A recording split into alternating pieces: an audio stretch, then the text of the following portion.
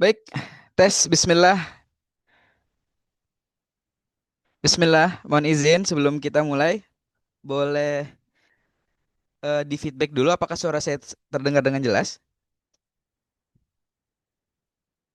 Boleh di feedback di kolom chat.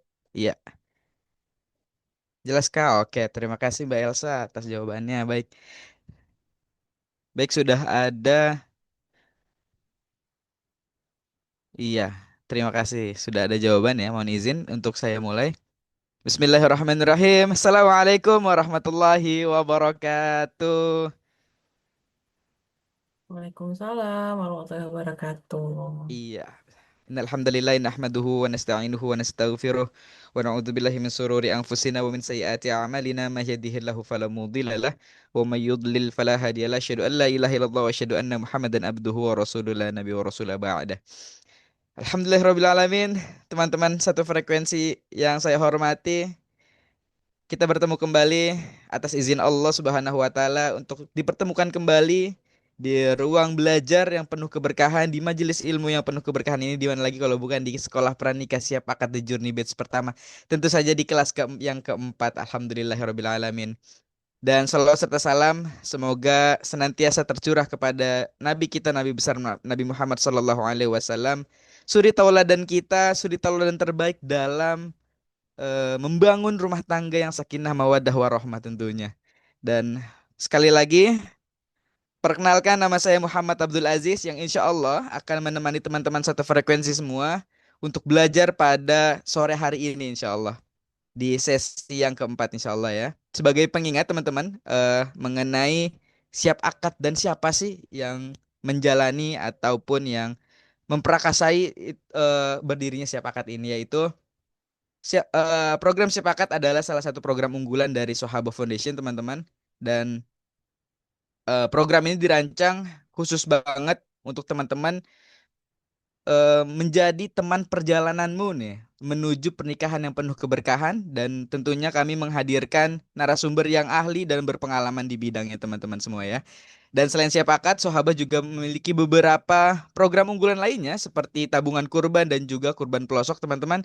Dan juga kita memiliki program unggulan lainnya seperti Jumbo atau Jumat Borong. Dan kalau teman-teman semua satu frekuensi yang saya hormati ingin mau kepoin mengenai program-program ataupun informasi-informasi lainnya mengenai Sohaba, silahkan eh, silahkan banget teman-teman untuk memfollow Instagram kita di Sohaba Official dan tentunya di TikTok kita di Sohaba Official. Jangan sampai lupa untuk memfollow karena banyak banget informasi-informasi menarik dari Sohaba Foundation teman-teman ya. Itu sudah dikirim oleh linknya oleh teman saya.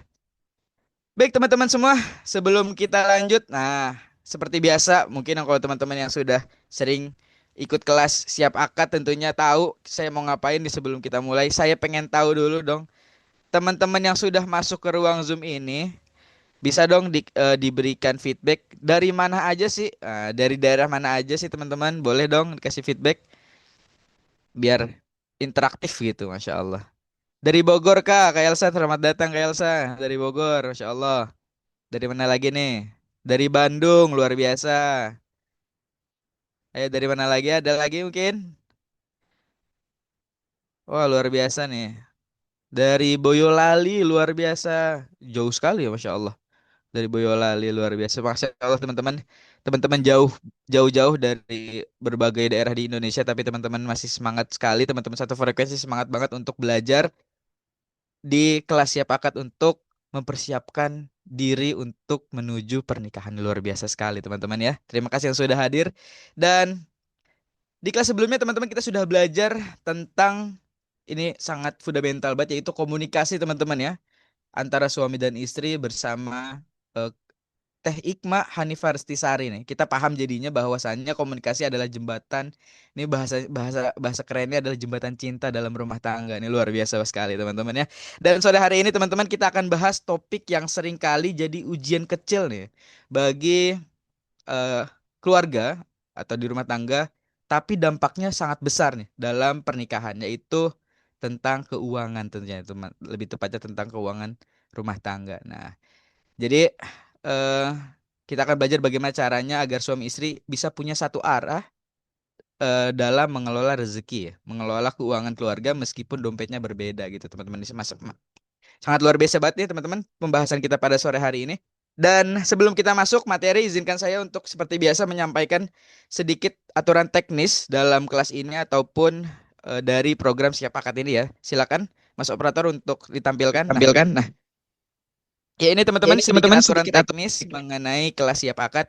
Yang pertama tentunya teman-teman diharapkan untuk menjaga adab selama kelas berlangsung. Tentu saja bukan di kelas aja ya, tapi di ruang grup ataupun di ruang grup peserta ya, karena diharapkan sekali untuk teman-teman tidak mengirimkan informasi selain dari informasi siap akad seperti itu teman-teman. Dan juga jika tidak berhalangan silakan teman-teman aktifkan kameranya, karena salah satu adab dalam kita belajar secara virtual adalah menyalakan kamera seperti itu teman-teman ya. Dan juga jika berkenan silahkan menggunakan virtual background yang sudah disiapkan oleh panitia. Dan insya Allah jika nanti ingin bertanya teman-teman silahkan menggunakan fitur raise hand jika ingin bertanya secara langsung kepada pemateri. Dan juga silahkan menuliskan di kolom chat pertanyaan teman-teman dengan format tentu saja nama, asal daerah, dan juga pertanyaannya seperti itu teman-teman. Jadi diharapkan teman-teman mengikuti aturan ini agar kelas ini berjalan dengan teratur. Dan juga teman-teman jangan lupa untuk siapkan catatannya. Ini penting sekali teman-teman untuk teman-teman bisa ikutin challenge yang sudah diadakan oleh tim Siap Akad tentunya dari Sohaba Foundation. Dan insya Allah Sohaba juga akan menyiapkan template budgeting keluarga. Nah, yang bisa teman-teman scan QR-nya nanti di yang akan insya Allah ditampilkan di sesi kelas ini di akhir ya. Atau insya Allah teman-teman juga akan mendapatkannya di ruang grup dengan bertukan link gitu teman-teman ya. Mohon ditunggu. Jadi siapkan juga catatannya teman-teman. Dan jangan lupa, jangan sampai kelewatan untuk kelas kelima kita, sesi terakhir kita. Karena insya Allah kita akan memberikan informasi oleh tim kami tentunya adalah mengenai layanan ta'aruf yang sudah disediakan oleh Sohaba. Ini sangat menarik teman-teman. Jadi jangan sampai ketinggalan di kelas kita yang terakhir di tanggal 26 ya kalau nggak salah ya. Ya luar biasa banget. Jadi teman-teman jangan sampai ketinggalan. Baik teman-teman, tanpa perpanjang kalam lagi, luar biasa teman-teman. Terima kasih yang sudah ada feedbacknya. Sore hari ini kita akan belajar bersama narasumber kita yang sangat luar biasa dan sudah bersama di tengah-tengah kita nih pembicara kita yang sangat luar biasa yaitu Mbak Amalia, Kak Nisa. Apa kabar Mbak Amalia? halo, Kabar sehat? Assalamualaikum. Sehat, Waalaikumsalam. Alhamdulillah. Alhamdulillah. Kak Amalia ini adalah seorang certified financial planner dan juga founder dari Mominku. Betul ya, Mbak ya? Mm-mm, Luar betul. biasa. Ini sangat berkompeten tentunya untuk kita belajar bareng-bareng nih dengan Mbak Amalia. Pasti banyak insight-insight baru yang bisa kita dapatkan tentunya teman-teman yang satu frekuensi yang saya hormati. Baik, Mbak Amalia, boleh dong di-spill sedikit mengenai apa sih pembahasan kita pada sore hari ini? Biar teman-teman yang sudah hadir nih semakin Oke. semangat gitu. Kita akan ngebahas soal realitanya, apa Mm-mm. sih efek dari ngatur keuangan sebelum menikah dan efeknya tuh ke sebelum dan setelah menikah. Terus yang Hmm. kedua, kira-kira persiapan dana pernikahan itu kayak gimana dan awal-awal nikah tuh seperti apa, mesti ngomongnya kayak gimana dari mana, sama Mm. berhubung banyak yang belum nikah di sini, nanti aku akan bahas juga soal perencanaan keuangan pribadi. Itu kira-kira Wah, sih. luar biasa. Ini sangat daging nih pembahasan kita pada sore hari ini. Jadi teman-teman jangan lupa dicatat ya, karena ini pasti poin-poinnya sangat penting untuk kita bisa amalkan nanti ketika sudah selesai di kelas ini, teman-teman ya. Eh, jadi sore hari ini, insya Allah kita akan membahas tentang dengan tema dompet boleh pisah, arah keuangan harus satu. Wah, ini pasti sangat seru pembahasan kita pada sore hari ini. Tanpa perpanjang kalam lagi, kepada Mbak Amalia kami persilahkan. Oke, terima kasih Mas Abdul Aziz. Aku izin share screen dulu ya, mudah-mudahan bisa kelihatan. Suaraku terdengar cukup jelas. Jelas Mbak, insya Allah. Jelas ya. Oke, nanti kalau ada apa namanya ada masalah-masalah nggak begitu kedengaran boleh diinfokan ya. Ini kira-kira aku sampai jam berapa untuk penyampaian materinya?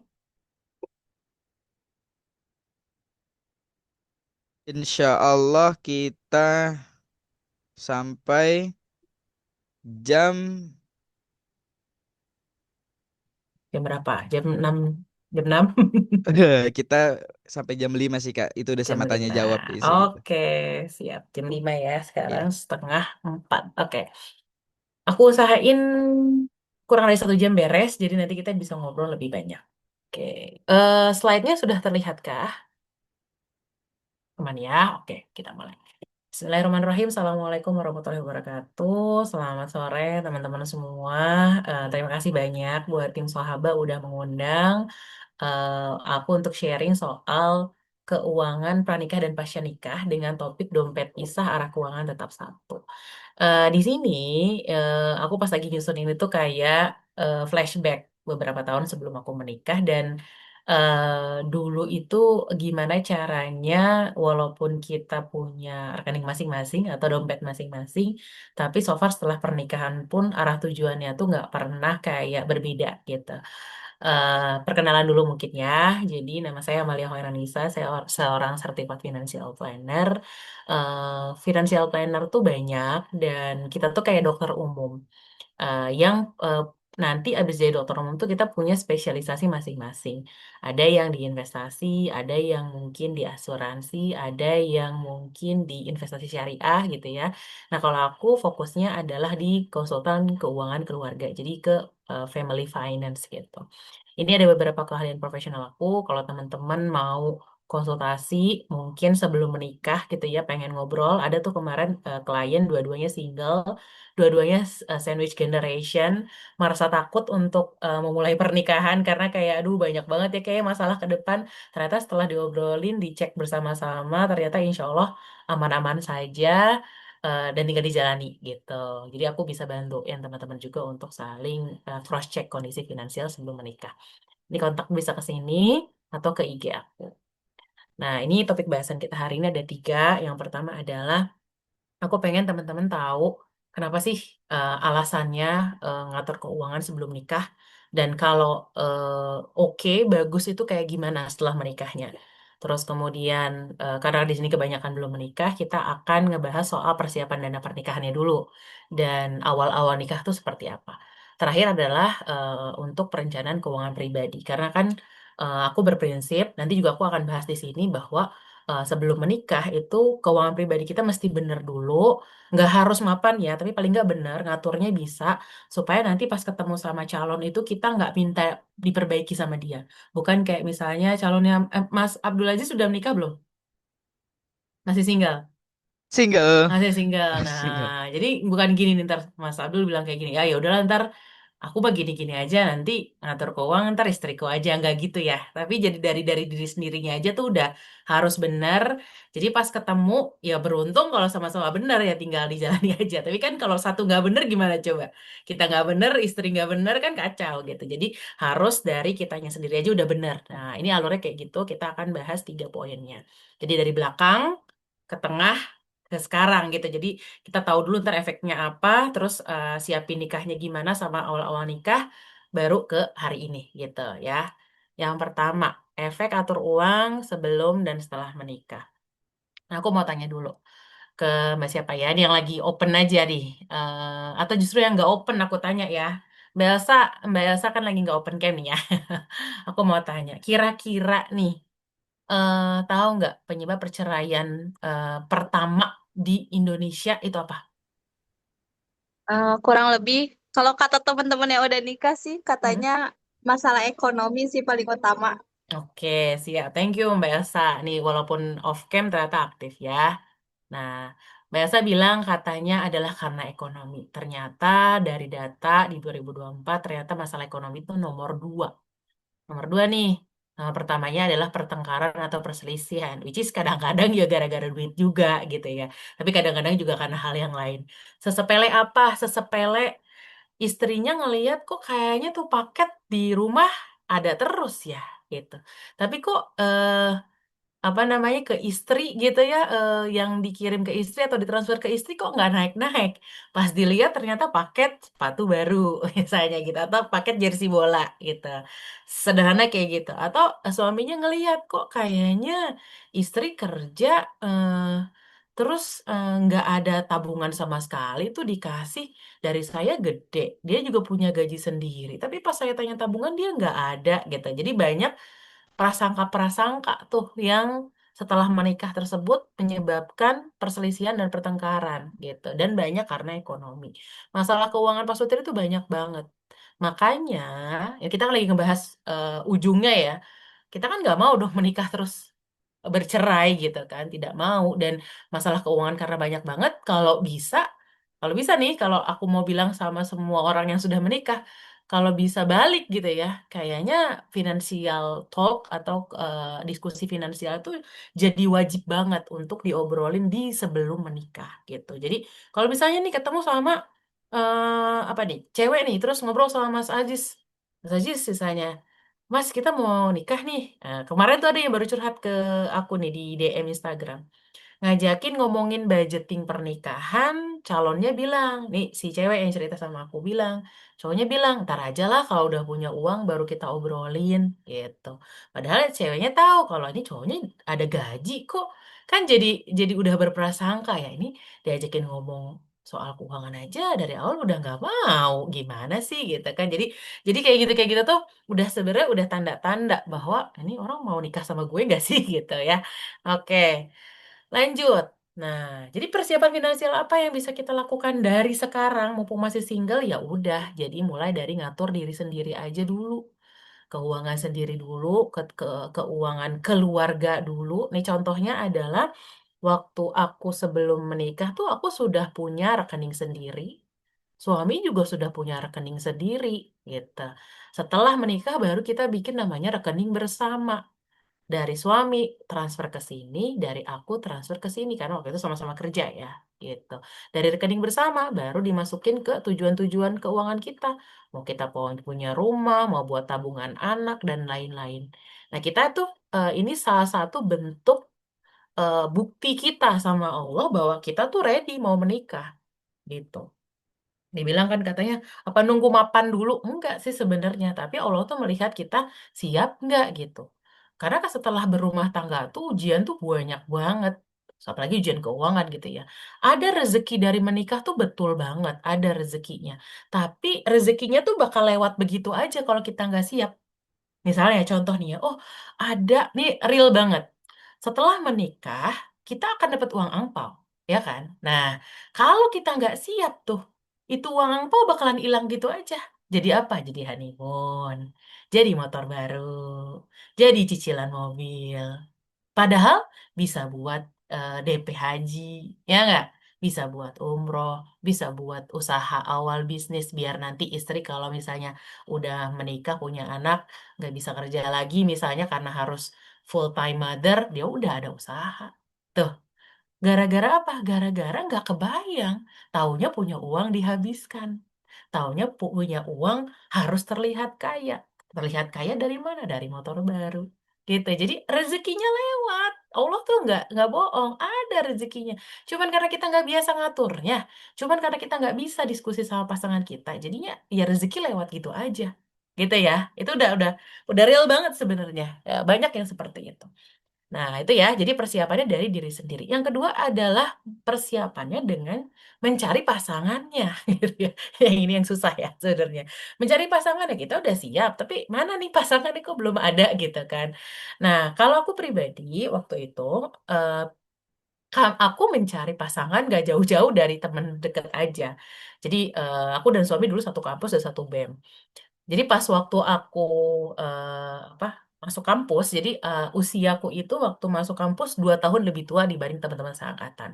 Kenapa? Karena waktu itu SMA aku tuh SMK jurusan analis kimia 4 tahun, terus aku gap year 1 tahun untuk persiapan kuliah. Karena waktu itu dari analis kimia harus masuk dulu namanya SNMPTN, jadi harus tes gitu kan kayak anak SMA. Padahal aku materinya tuh nggak ada materi SMA, sehingga aku ngambil tes persiapan kuliah waktu itu 1 tahun jadi gap year 2 tahun 2 tahun di atas dari teman-teman seangkatan aku. Suamiku itu setahun lebih muda dari seangkatan jadi aku sama suami itu beda 3 tahun lebih tua akunya gitu. Nah waktu pas lagi dimasuk kuliah mudah-mudahan di sini banyak yang masih kuliah ya.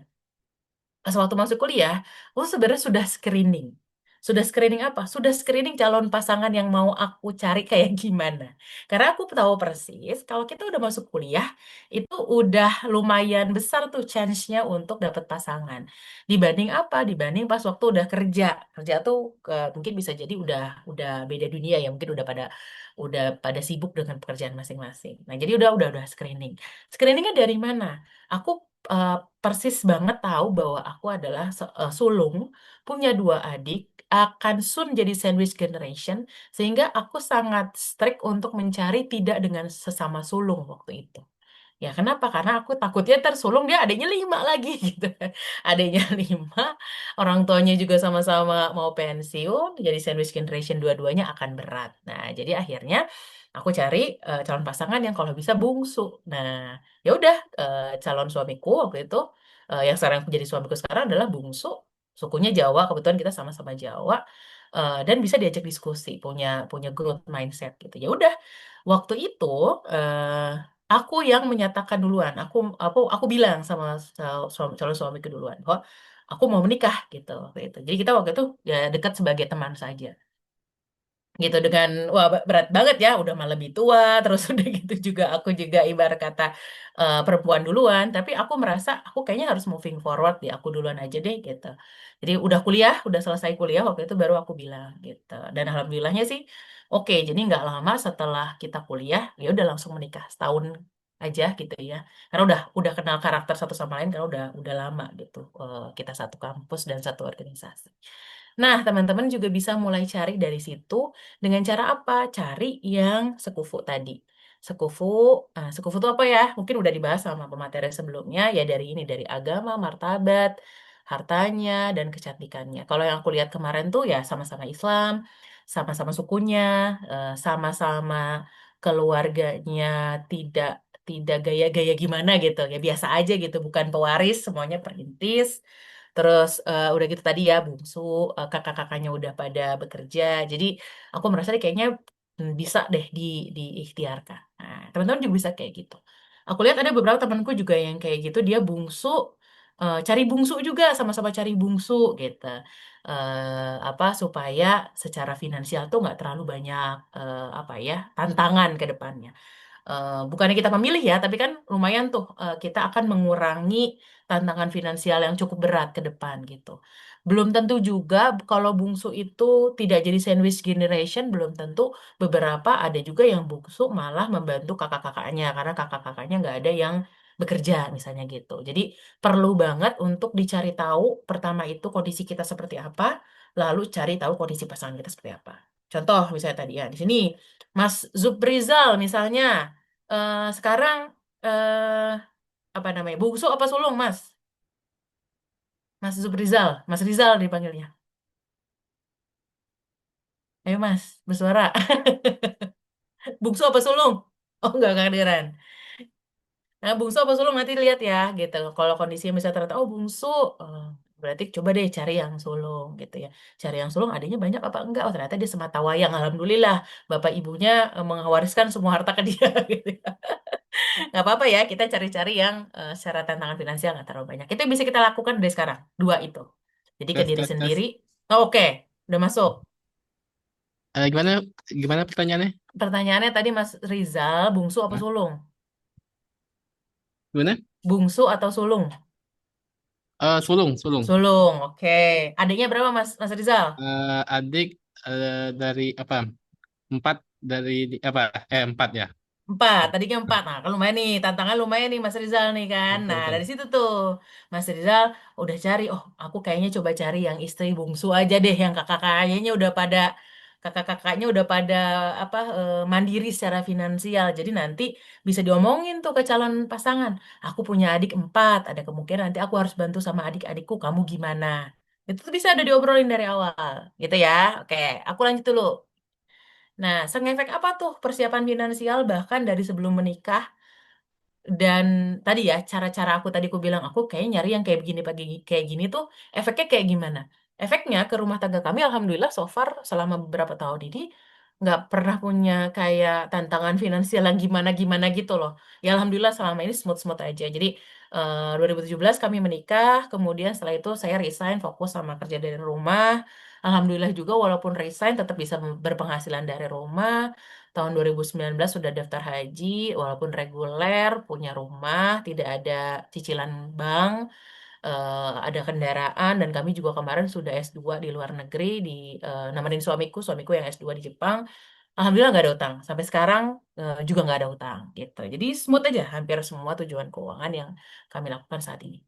Kemudian ini persiapan finansial sebelum menikah nggak akan menjadikan kamu auto kaya, tapi kamu bisa hidup minim minim drama pernikahan. Jadi kayak aku nggak begitu banyak drama pernikahan sama mertua gitu, nggak pernah. Kenapa?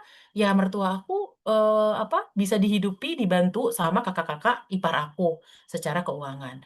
Nggak pernah ada drama dengan misalnya ibuku gitu kan. Kenapa? Karena selama ini aku juga walaupun memutuskan resign, aku sudah komit bahwa tetap akan bantu secara finansial. Sudah ngomong juga sama suamiku, nanti kalau aku resign, tetap ya ada porsi budget untuk ngehidupin orang tua aku karena orang tua aku dua-duanya pensiun. Adik-adik aku belum bisa bantu kasih uang bulanan gitu. Jadi obrolan-obrolan itu tuh udah ada. Nggak ada tuh yang kayak tiba-tiba, kenapa kok kamu ngasih ke orang tua kamu tapi ke orang tua aku enggak gitu. Nggak ada obrolan-obrolan kayak gitu ya. Termasuk juga kayak nggak ada kayak misalnya ribut mau rumah nyampur sama mertua apa enggak gitu, nggak pernah ada gitu. Jadi kita tuh sedang mengusahakan sakinah mawaddah warohmah itu gitu, bukan cuman kita nunggu aja, nunggu rezeki karena menikah, nunggu rezeki karena punya anak enggak, tapi kita mengusahakan itu dengan cara tadi diskusi, memperbaiki keuangan kita sendiri. Itu yang pertama. Sampai sini, apakah udah ada insight-insight? Nanti boleh ya dijelasin di kolom chat ya, di kolom chat silakan kalau ada. Oh ya, oke menarik gitu ya. Atau udah ada pertanyaan. Yang kedua adalah soal, jadi gimana nih? Oke, kalau aku udah ketemu nih calonku, aku juga kayaknya udah tahu apa yang aku mau, aku udah ngatur keuangan juga sedikit-sedikit. Gimana ya step selanjutnya untuk persiapan dana menikah, apalagi sekarang gaji misalnya masih di bawah UMR. Mungkin nggak ya menikah misalnya, terus nanti dana awal pernikahan tuh butuhnya apa saja?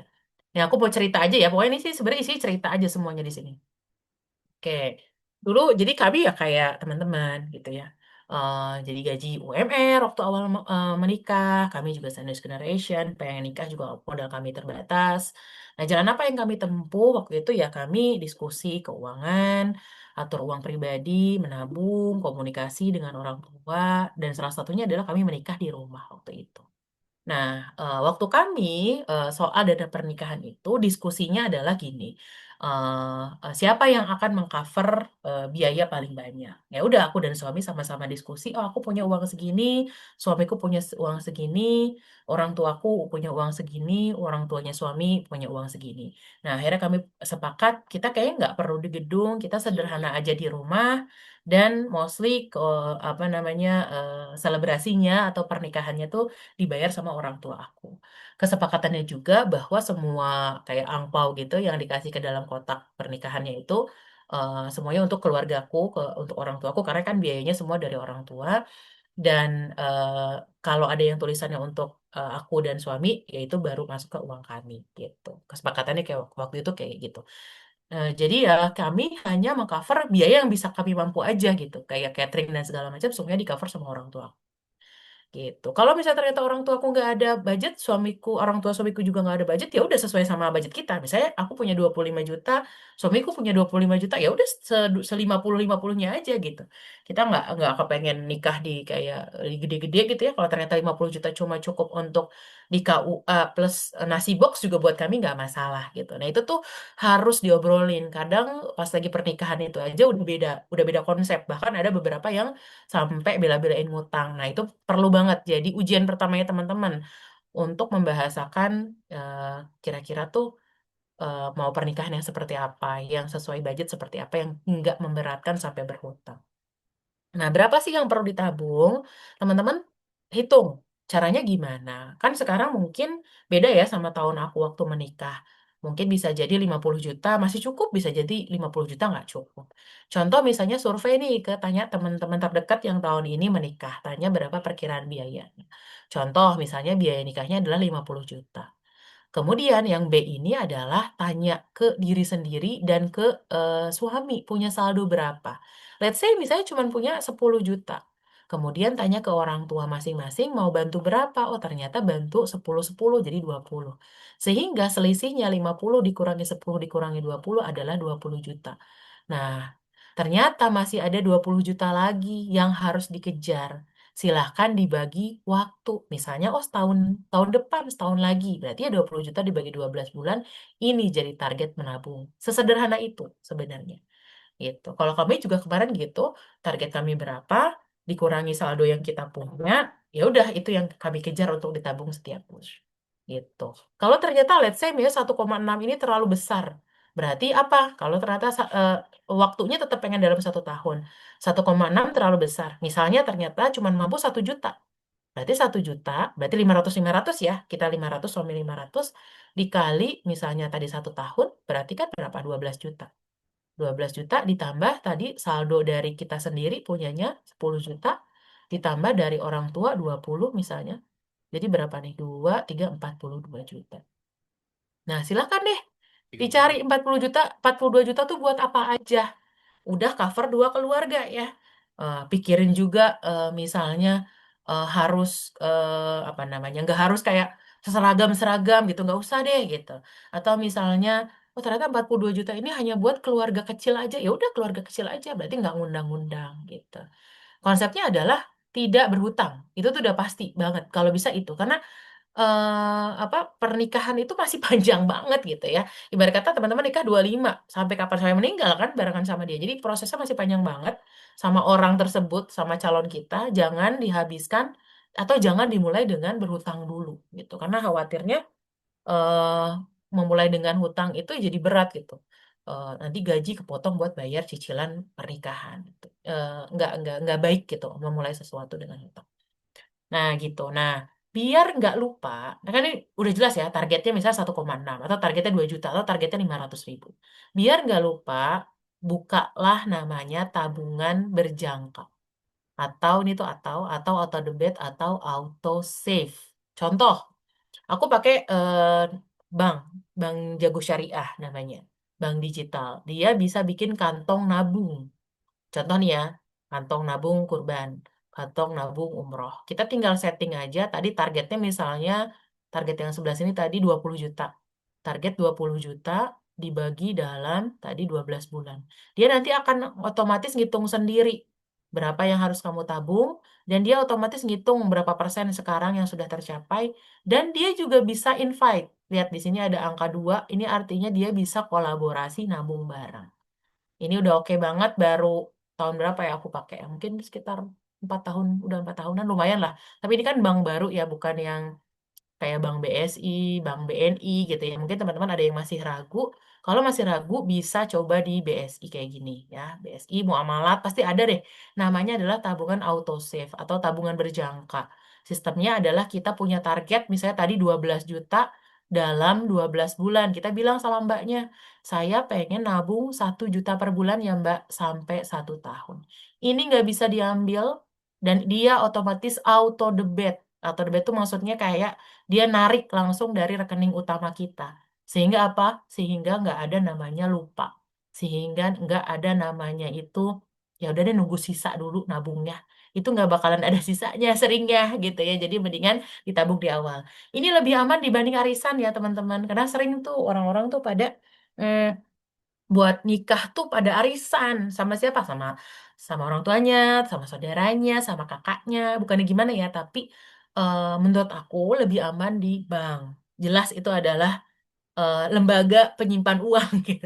Sementara kalau kayak ke keluarga itu takutnya hilang, takutnya kepake, dan namanya orang ya. Terus masa kita nggak jadi nikah gara-gara dipakai orang gitu kan ya. Daripada hubungan kita eh, apa jadi tidak nyaman gitu kan sama keluarga, apalagi sama orang tua, sering banget tuh jadi kejadian. Mendingan kita nabung aja di tempat yang memang jelas sebagai lembaga penyimpan uang, yaitu bank gitu. Nah, sekarang hmm, ini kan udah nih ya, kita tadi bilang, oh gimana nih cara untuk menyimpan dana pernikahan. Nah, terus kalau after nikahnya nih gimana? Kan tadi kan judulnya adalah persiapan dana awal menikah. Sampai akhirnya nyampe kayak gini tuh gimana nih? Daftar haji, rumah, mobil, pergi ke Jepang gitu tuh kayak gimana? Ini ada beberapa font yang nggak ada ya. Ini tuh strap. Terus ini dia H-1. Jadi kami memulai di H+1, sorry. H+1 pernikahan, kami tuh pergi ke honeymoon. Pergi honeymoon, pergi honeymoon. Pergi bulan madu ke Malang waktu itu. Kami dari Bogor pergi ke Malang menggunakan kereta api. Waktu itu lama banget, mungkin 14 jam di jalan. Aku ingat banget, suamiku menyuruh kita berdua pergi dulu yuk ke Gramedia. Ngapain sih gitu ya? Ke Gramedia beli pulpen sama sama ini apa buku. Oke, jadi itu doang. Udah, terus itu kami duduk di kursi ya, terus kereta jalan. Terus ini adalah pertanyaan yang diberikan oleh suamiku. Daftar pertanyaannya. Gaji kamu berapa? Gaji aku berapa? Expense kamu bulan berapa? Aku berapa? Kamu mau punya apa? Tujuan keuangan kamu? Pengen punya mobil, pengen punya rumah, pengen punya apa aja. Pokoknya nulis aja dulu. Kamu mau berkarir seperti apa ke depan? Ditanya. Kamu mau tinggal di mana pasca nikah? Waktu itu kami memang sepakat untuk tinggal di rumah orang tuaku dulu karena memang ada ekstra kamar gitu ya. Terus kemarin angpau pernikahan dapat berapa? Karena memang setelah menikah malamnya itu udah langsung kami buka. Terus mau buat nabung apa? Ini diobrolin sepanjang perjalanan. Nah, teman-teman, ini bisa jadi insight yang menurut aku menarik adalah sisihkan waktu untuk ngobrol ini. Seringkali ini tuh nggak pernah diobrolin. Nggak pernah sama sekali diobrolin. Ini ibarat kata nih, teman-teman jadi pelaut berdua nih. Kan katanya kan selamat mengarungi bahtera rumah tangga gitu kan. Itu kan ada artinya. Ini suaminya jadi kaptennya, istrinya misalnya jadi apa juru juru apa nih, juru arahnya gitu kan, misalnya gitu. Tapi nggak pernah rapat duluan tuh. Kita mau kemana ya? Nggak pernah rapat. Akhirnya apa? Ya kapalnya terombang-ambing di lautan aja gitu, nggak pernah kemana-mana. Karena nggak pernah diobrolin. Padahal ini paling berapa sih? Sejam 2 jam, ya kan? Ini penting banget untuk diobrolin. Nggak usah sebelum menikah, karena belum tentu nikah sama dia. Kalau sebelum menikah, yang penting fokusnya adalah nikahnya nggak pakai utang dan prinsip-prinsipnya aman gitu. Prinsip-prinsip itu maksudnya gini. Kalau kita nanya ke dia, menurut kamu ngutang buat beli misalnya tas branded gimana gitu. Terus eh, kata dia, oh iyalah boleh. Kan tinggal pakai sisi aja. Nah, menurut kamu itu prinsip yang nggak boleh tuh. Nah, kamu bukan langsung jadi kayak, oh aku no banget nih sama Mas Aziz. Dia oke tuh beli pakai sisi gitu. Enggak, tapi coba gali. Kenapa dia berpikir seperti itu gitu. Coba diskusi. Nah, kalau ternyata pas diskusi ngobrol tuh udah nggak nyambung, terus kayaknya mentok terus, udah mundur aja, nggak usah sama dia, gitu ya. Jadi prinsip prinsip-prinsip aja yang dibahas, nggak usah kayak sampai ke gaji kamu berapa, gaji dia sekarang kecil belum tentu gaji dia selamanya kecil loh. Ya, jadi tapi lihat tuh pola pikirnya gimana. Oh, kalau gajinya kecil menurut kamu bisa dapat tambahan income dari mana? Kayak gitu. Jadi dilihat tuh prinsip pola berpikirnya dia. Dia tuh growth mindset apa enggak? Atau orangnya ya udahlah gaji cuma segini, apalagi yang bisa aku lakukan, misalnya gitu.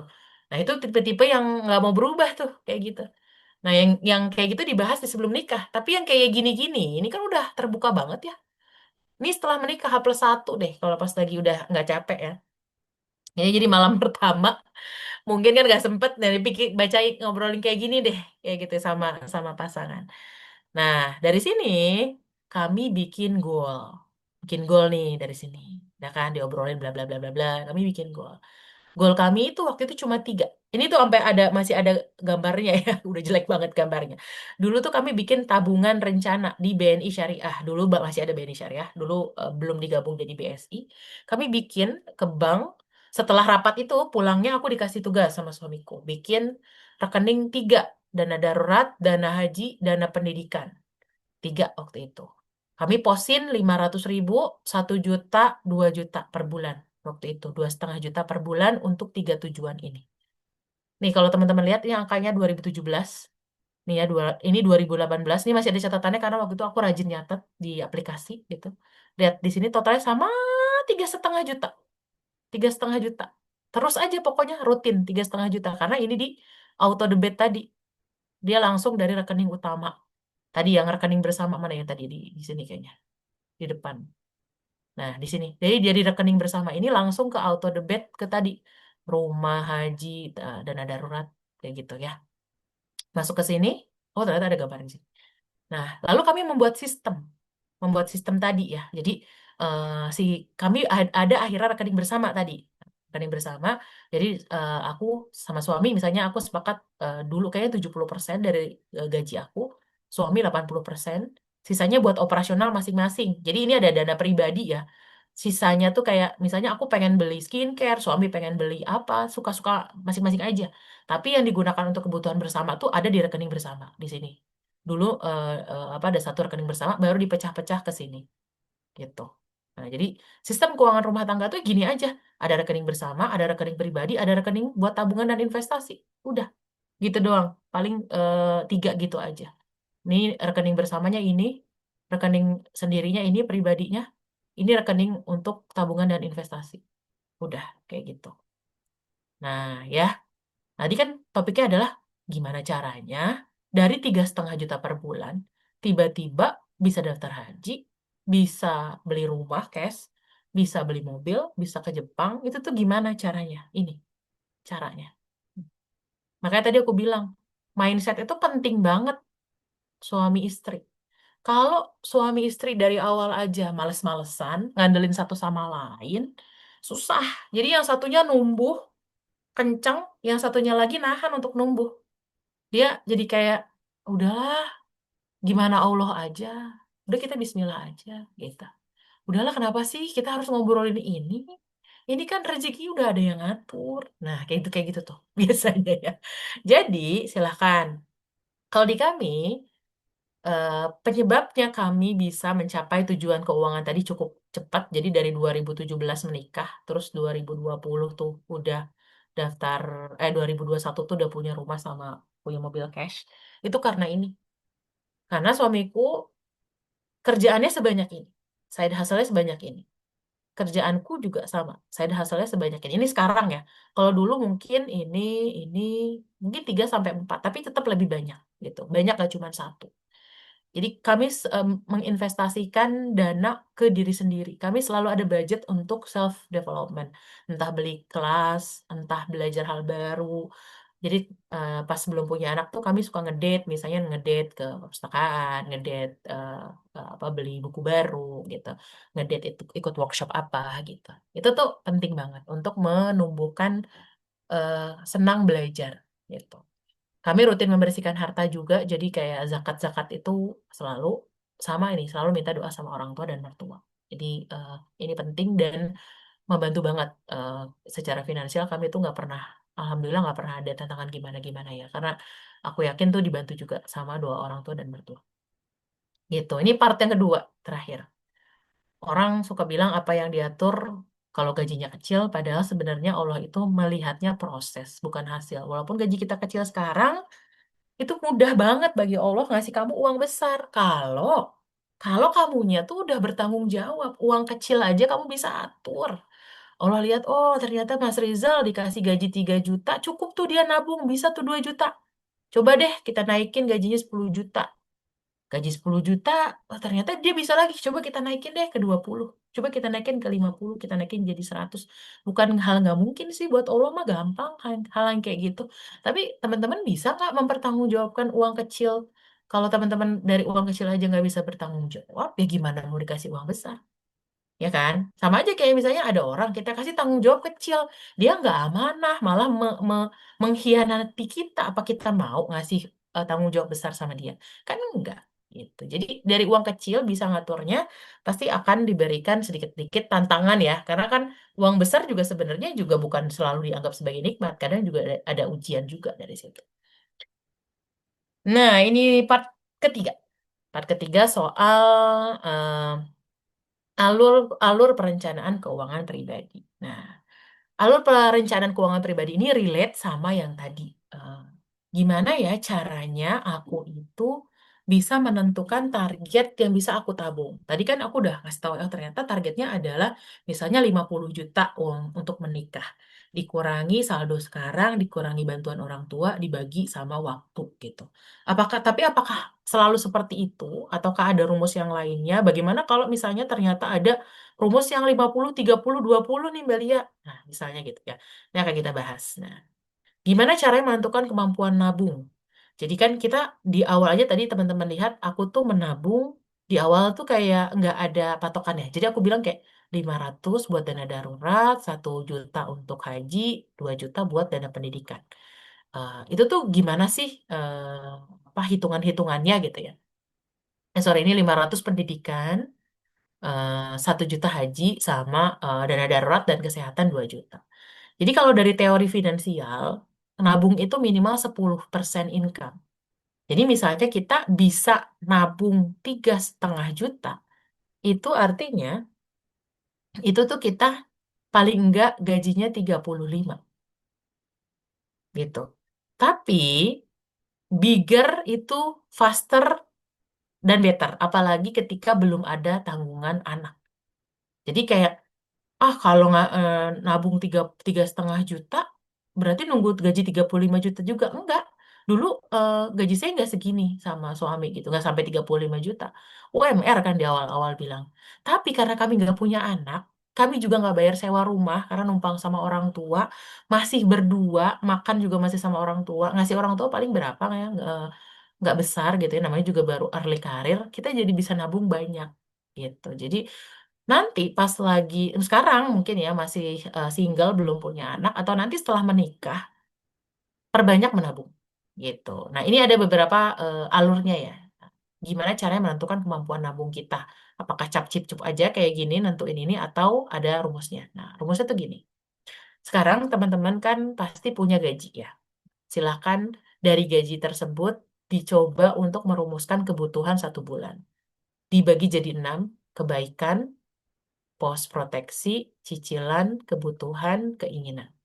Contoh ya misalnya, ini ngelis dia butuh semuanya 20 juta. Ini belum sama nabung. Nabungnya nol.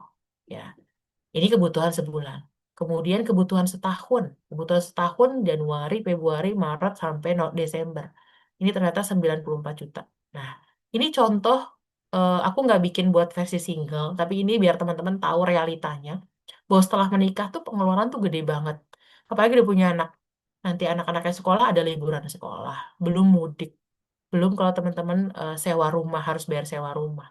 Kalau anak-anak udah sekolah, ada daftar ulang sekolah, kurban, pajak, mungkin perlu ada anniversary, perlu bayar zakat mal, ada zakat fitrah, liburan, ulang tahun. Kalau kalau semua mau diturutin, itu bisa ratusan juta per tahun. Nah, teman-teman mungkin nggak sebesar ini, tapi pasti ada paling nggak minimal pas Lebaran. Lebaran tuh pasti ada tiket mudik misalnya, atau kalau punya motor mesti bayar pajak, atau misalnya kurban gitu ya. Itu coba dirumuskan dulu. Berapa sih dalam setahun butuhnya, dan berapa dalam sebulan butuhnya. Nah, setelah itu nomor 2, coba dirincikan misalnya, oh pemasukan aku sebulan ada 10 juta. Pengeluaran aku ada 8 juta. Berarti kan 10 dikurangi 8 kira-kira sekitar 2 jutaan. Nah, ini contohnya ya, eh, merincikan pemasukan bulanan dan tahunan. Nah, tadi kita udah ngerinciin expense atau pengeluaran. Ini merincikan pemasukan bisa ditotal dari semua pemasukan yang ada gitu.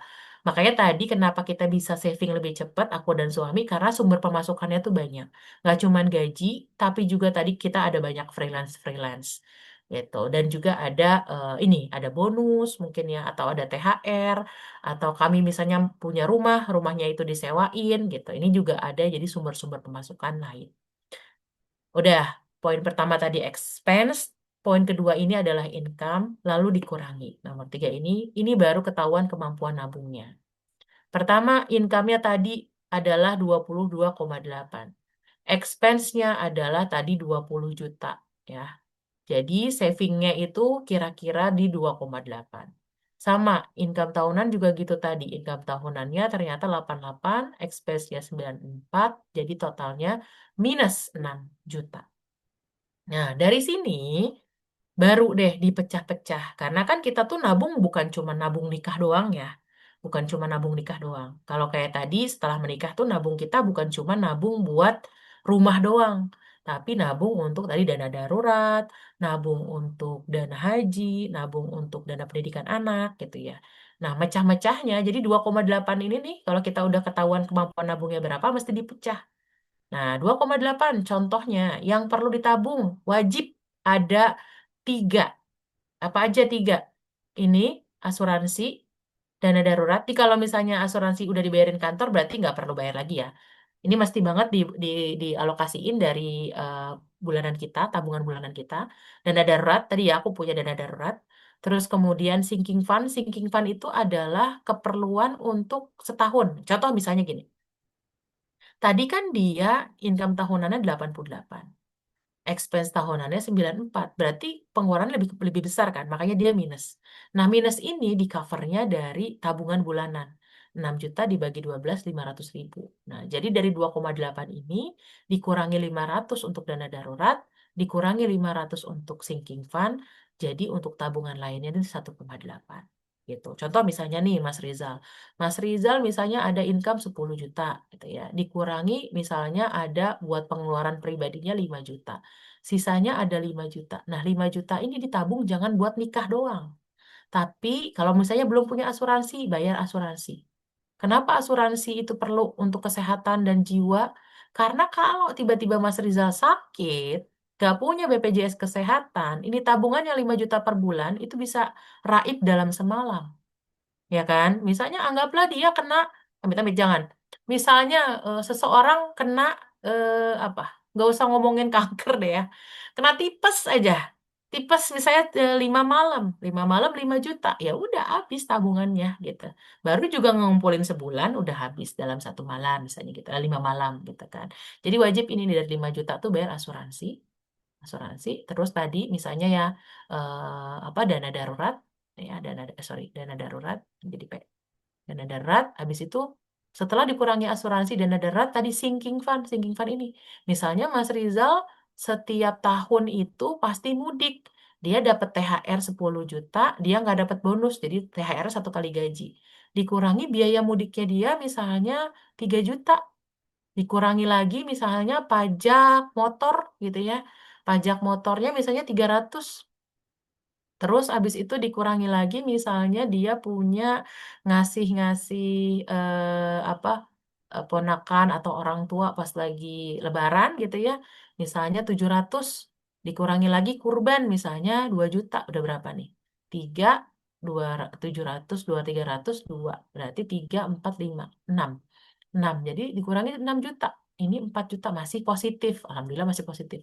Kalau masih positif berarti nggak perlu sinking fund karena alhamdulillah ada pemasukan tahunan yang bisa digunakan untuk pengeluaran tahunan tadi untuk lebaran, untuk pajak, untuk THR sama untuk tadi yang 2 juta ini tadi untuk kurban gitu. Jadi nggak perlu sinking fund. Tapi kalau eh, nggak ada pemasukan tahunan, banyak loh orang-orang nggak punya THR, nggak punya bonus, jadi mereka harus nabung tiap bulan untuk keperluan keperluan tahunan ini. Gitu. Nah, jadi Mas Rizal dari 10 juta sudah dikurangi expense bulanan 5 juta, tabungan 5 juta ini asuransi dana darurat, dia sinking fund-nya nggak perlu. Nah, baru deh, oh ini asuransinya misalnya 100 ribu misalnya gitu ya. Dana daruratnya 500. Udah 600 berarti dia bisa nabung 4,4 juta. Nah, 4,4 juta ini bisa buat apa? Tadi misalnya Mas Rizal punya 4,4 juta. 4,4 juta ini bisa dibagi tadi dana nikah misalnya. Dana nikah misalnya, oh saya butuh sekitar 25 juta lagi. 25 jutanya lagi dibagi selama misalnya 12 bulan. Berarti kan paling enggak 2 jutaan lah ya. Oke deh, berarti dari 4,4 ini 2 juta untuk nikah misalnya ya. Nah, sisa 2,4 lagi. 2,4 buat apa? Misalnya aku mau nabung juga misalnya pengen ngasih mahar misalnya gitu. Jadi ini dana nikah 25 tuh di luar mahar buat bantu-bantu aja. Mahar pengen ngasih misalnya 10 gram misalnya gitu ya. 10 gram emas kali sekarang 2,4 atau 2,5 berarti kan 25 juta misalnya. 25 juta dapat dapat 10 gram misalnya gitu. 10 gram 25 juta, ya berarti ini misalnya 2 juta dikali 12 bulan tadi, ya dapat ya 10 gram gitu kan. Dapat 2 juta. Ya udah sisa tinggal 400.000. Nah, 400.000 bisa buat dana-dana yang lain lah, misalnya untuk simpanan, misalnya buat honeymoon gitu, misalnya. Ya, gitu. Jadi cara ngitungnya seperti itu. Kita ngitung income dulu, kita ngitung expense berapa, jangan lupa dana darurat, asuransi, dan sinking fund, sisanya baru untuk tujuan-tujuan kita yang lain. Ini tuh penting sih dana darurat dan asuransi dan sinking fund ini. Kenapa? Karena ini selalu berulang nih, sinking fund ini selalu berulang, expense-nya selalu berulang. Kalau dana darurat dan asuransi ini pasti wajib. Kenapa? Karena untuk melindungi harta kita dari apa? Dari kondisi-kondisi yang menyebabkan harta tersebut hilang, sakit gitu kan, hilang dalam sekejap ya, sakit. Terus kemudian misalnya tiba-tiba ada HP rusak. HP rusak kalau nggak punya dana darurat harus ngambil tabungan nikah gitu kan. Nah, jadi tetap ini tuh penting banget gitu ya. Nah, setelah menikah gimana? Setelah menikah, kalau kami sekarang alurnya kayak gini. Jadi suami transfer ke Jago Syariah. Ini ada gambar dua ya, karena ini dimiliki oleh saya dan suami. Habis itu saya sebagai manajer keuangan keluarga membaginya ke pos-pos kayak gini, ke ada jajan berapa, belanja berapa. Jadi di apa namanya ya, di di budgeting untuk kebutuhan kayak gini dan keinginan. Terus kemudian dari gajian kami juga setelah untuk kebutuhan dan keinginan kami pos-posin ke investasi. Ke investasi kayak gini. Dulu sebelum investasi ya itu aja tadi tabungan ya, tabungan biasa. Ada dana darurat, sama persis sama kayak tadi. Kalau tadi kan di tabungan kayak gini tabungannya dulu ya, belum belum ada investasi, dulu nggak ngerti. Waktu awal-awal nikah, sekarang udah berinvestasi kayak gini buat nabung. Jangan lupa dana darurat juga nih, asuransi juga tetap wajib. Dan lagi-lagi, walaupun sudah menikah, sekarang berapa tahun ya? 7, 8 tahun, kami tetap ada budget self-development. Jadi saya belajar hal-hal baru sama suami selalu dari uang dari self-development. Tiap bulan kami juga ada report. Jadi ini report yang aku lakukan sama suami. Laporan keuangan September, income suamiku berapa, income aku berapa, total income berapa, penggunaan dana suamiku untuk apa, penggunaan aku buat apa, kira-kira bisa nabung berapa. Kami bisa nabung hampir 70% dari income. Terus ada uang berapa nih untuk keperluan-keperluan suami, misalnya untuk badak tuh mobil kami, kira-kira untuk servis berapa, segala macam. Dan setiap tahun kami pasti rapat. Jadi tiap bulan report, tiap tahun rapat. Rapat kayak gini nih contohnya, kami menyewa ruangan yang ada papan tulisnya. Terus kami tentuin agenda rapat tahun ini apa. Setahun kami mau ngapain aja, goals-goals tahun ini yang mau ada apa, keuangan kami seperti apa selama setahun. Nah ini tuh penting untuk apa? Cara kami menjaga, cara aku, cara suamiku juga untuk menjaga keuangan suami ketika istri sama-sama bekerja ya. Jadi suami dan istri sama-sama bekerja. Aku selalu mengusahakan gaji suami selalu mengcover seluruh kebutuhan rumah tangga. Kalau teman-teman lihat di sini, penggunaan dana suami itu untuk kebutuhan rumah tangga. Sementara uang istri itu untuk saving semuanya. Jadi ini aku sarankan untuk yang nanti mau tetap bekerja, perempuan-perempuan, jangan sampai uang dari kita digunakan untuk kebutuhan rumah tangga. Bukan bukan pelit, bukan. Tapi itu untuk menjaga semangat juang suami juga gitu ya. Karena memang tugasnya suami untuk mengcover kebutuhan rumah tangga, itu ya, nafkah ya, istrinya. Gitu. Ini mungkin beberapa ekstra terakhir yang membantu kami menjalani financial planning setelah menikah. Salah satunya adalah ini.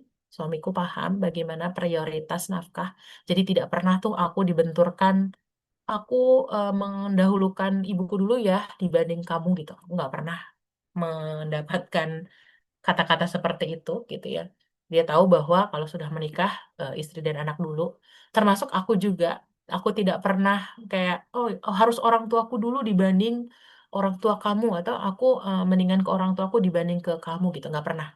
Jadi seluruh curhat segala macam dilakukan hanya di suami dan istri, tidak pernah dibawa ke jadi cerita-ceritain ke mertua ataupun orang tua gitu. Kami selalu apa hanya berdua aja gitu ya, diskusi-diskusi finansial. Ini sering banget jadi ribut karena suami atau istri tidak paham prioritas ini. Gitu. Ini juga secara urutan ya, kami juga paham bahwa harus menunaikan zakat dulu, infak dan sedekah sebelum sebelum ke wakaf, sebelum ke sedekah juga. Jadi tadi misalnya udah wajib zakat, banyak orang-orang udah wajib zakat tapi nggak menunaikan zakat. Banyak orang-orang bersedekah subuh, sedekah Jumat, tapi infak ke keluarganya pelit, ada kayak gitu. Jadi ini urutan yang perlu juga diingat ya. Sering banget ada misalnya aku temukan ya para suami-suami itu sering mendahulukan misalnya sedekah ke masjid gitu ya, tapi infak ke orang tua atau istrinya itu ternyata nggak proper. Ada yang kayak gitu. Jadi ini penting banget untuk diingat bahwa prioritas ini setelah menikah akan berbeda. Eh, Tolong belajar lagi gitu ya. Jangan sampai akhirnya ribut financial planningnya hanya karena salah urutan prioritas. Yang kedua yang bantu kami adalah financial boundaries. Financial boundaries silakan nanti klik di sini. Ini adalah postingan aku sama psikolog Mbak Faras. Dia bikin konten, kita bikin konten soal kalau orang tua minta uang lebih banyak daripada yang bisa kita kasih setiap bulan, itu kita mesti gimana. Nah, itu kita bisa menerapkan financial boundaries. Nah, aku dan suami selalu menerapkan ini. Jadi kalau misalnya kayak kemarin pas kami ke Jepang, itu uang kami tuh terbatas banget karena suamiku tuh dapatnya beasiswa. Jadi financial boundaries yang kami bilang adalah kami bilang ke orang tua masing-masing bahwa kami nggak bisa bantu secara finansial. Jadi kita bilang bahwa selama 2 tahun kami di Jepang, kami nggak bisa ngirim bulanan. Jadi kita bikin strategi gimana caranya orang tua bisa tetap berdaya walaupun kita nggak bisa ngirim. Kalau suami mungkin nggak masalah karena ada kakak-kakaknya, masalahnya di aku. Karena aku nggak bisa ngirim, jadi waktu itu kita bikin simulasi gimana caranya supaya dana pensiun papaku itu bisa menghasilkan bulanan gitu dengan cara investasi gitu waktu itu. Nah, alhamdulillah ya bisa jalan sampai akhirnya setelah pulang dari Jepang kita bisa tetap balik ngasih lagi ke orang tua. Terakhir adalah ini, mindset yang membantu kami sekali financial planning adalah ketika tidak punya itu bukan mengutang tapi menabung. Kami nggak punya rumah, kami nggak punya mobil, kami nggak punya uang waktu itu untuk berangkat ke luar negeri. Karena berangkat ke luar negeri berempat dengan 2 anak ini, dengan beasiswa yang cukup buat 1 orang doang, bukan buat 4 orang itu berat banget gitu ya. Banyak yang berhutang gitu.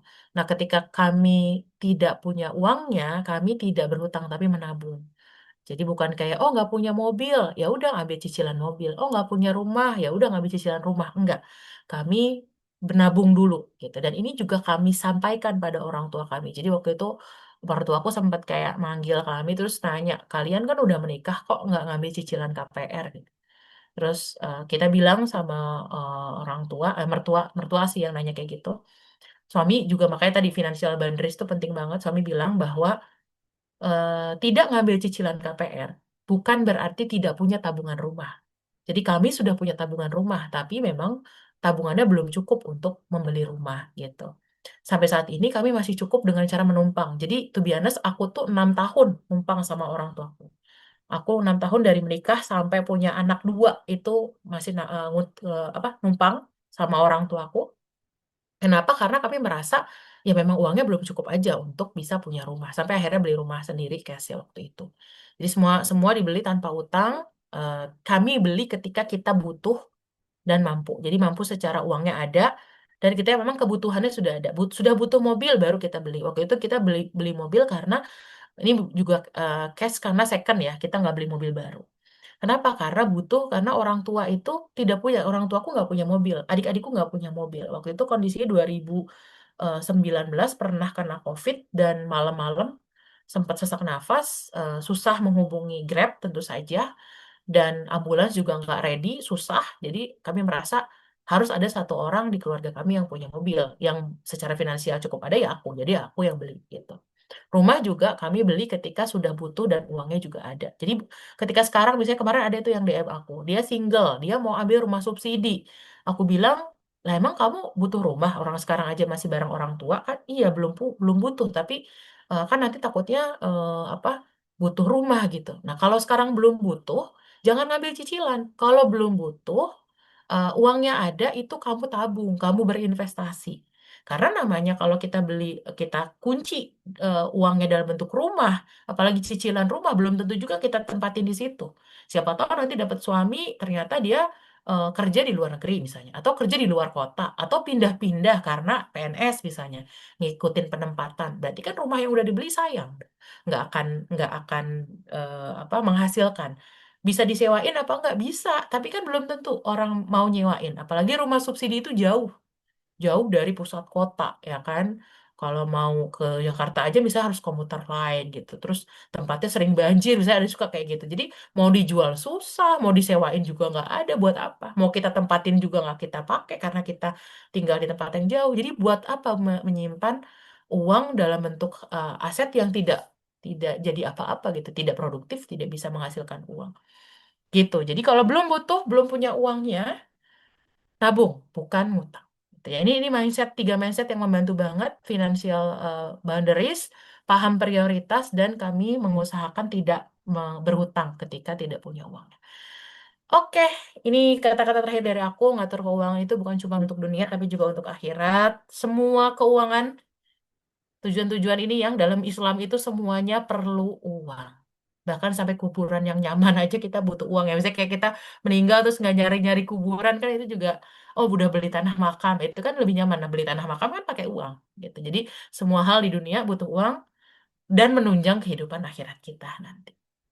Itu aja dari aku. Aku kembalikan kepada Mas Aziz. Mudah-mudahan bermanfaat. Kurang lebihnya mohon maaf kalau ada kesalahan dalam kata-kata dan juga penyampaian. Assalamualaikum warahmatullahi wabarakatuh. Waalaikumsalam warahmatullahi wabarakatuh. Terima kasih Mbak Amalia, luar biasa banget materinya yang sudah disampaikan pada sore hari ini. Sangat daging, Mbak. Saya banyak sekali insight-insight baru nih yang bisa diambil. Apalagi teman-teman satu frekuensi yang sudah mendengarkan bareng-bareng. Poinnya yang bisa saya ambil tadi tuh, kalau belum butuh, jangan ditabung, jangan ngutang. Ah, itu tuh. Itu penting banget, itu salah satu poin juga tuh. Dan yang apa namanya, cari uang itu nggak cuma untuk dunia tapi untuk akhirat itu, wah, nampol banget sih Mbak, luar biasa. Terima kasih sekali lagi Mbak Amalia atas apa yang sudah disampaikan. Baik teman-teman semua, tadi sudah kita dengarkan materi yang sangat luar biasa dari Mbak Amalia. Sekarang sudah waktunya kita masuk ke sesi selanjutnya, yaitu apalagi yang udah teman-teman tunggu-tunggu, pasti udah ada beberapa pertanyaan yang sudah dicatat oleh tim kami, yaitu adalah sesi tanya jawab atau Q&A. Siapkan teman-teman pertanyaan-pertanyaan yang teman-teman ingin sampaikan. Silahkan gunakan fitur raise hand ataupun chat di kolom chat. Gunakan format yang sudah kami tentukan, yaitu nama, tempat, daerah atau asal, dan juga pertanyaannya. Sebelum itu teman-teman, sebelum kita masuk ke sesi tanya jawab, seperti biasa, silakan teman-teman untuk mengisi absensi dan feedback yang sudah ditampilkan. Coba, set, Mas Ope, silakan ditampilkan untuk absensi dan feedbacknya.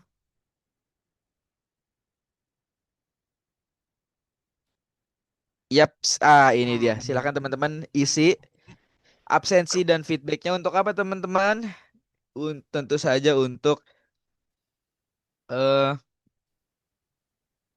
apa namanya, membangun ya. Tentu saja untuk membantu siap akad menjadi lebih baik lagi gitu. Jadi apa yang teman-teman sampaikan di feedback itu pasti akan kami jadikan bahan evaluasi untuk menjadikan siap akad menjadi lebih baik. Seperti itu teman-teman. Silakan diisi. Silakan juga apakah ini dia yang sudah dikirim oleh tim kami di kolom chat. Silakan teman-teman yang tidak bisa men-scan ya. Sudah? Baik. Terima kasih teman-teman yang sudah mengisi absensi dan feedbacknya. Semoga menjadi pahala untuk teman-teman semua. Baik. Silakan teman-teman. Masih adakah yang ingin bertanya? Silakan, tim saya sudah mengumpulkan ya. Baik, akan saya bacakan dulu yang dari tim saya yang sudah mencatat. Oke, baik. Pertanyaan pertama, oke baik, saya bacakan dulu. Baik, sepertinya ini sudah tadi jelas sebenarnya pertanyaan ini disampaikan oleh Mbak Amalia, tapi mungkin masih kurang jelas bagi yang menanyakan, makanya dianonimkan nih. Izin ya Mbak ya. Izin bertanya Kak, mengelola keuangan rumah tangga yang layak dalam pernikahan seperti apa ya? Jadi skemanya gitu, apakah ada rekening suami, rekening istri, lalu rekening apa lagi, dan porsi atau komposisi dananya berapa persen untuk tiap-tiap tujuan? Lantas, apakah cuma karena rekening masing-masing suami dan istri saja di dalam rumah tangga akan membuat rumah tangga retak atau menuju perceraian? Nah, silakan Mbak. Mungkin tadi sudah cukup jelas nampaknya, tapi mungkin masih belum jelas bagi si penanya. Silakan Mbak. Tadi pertanyaan pertama adalah soal sistem ya, sistem keuangan rumah tangga terkait rekening-rekening. Tadi aku udah jelasin. Jadi kalau teman-teman mau tuh pas lagi habis apa pernikahan, ada waktu, coba deh ngobrolin soal ini sok mangga ya.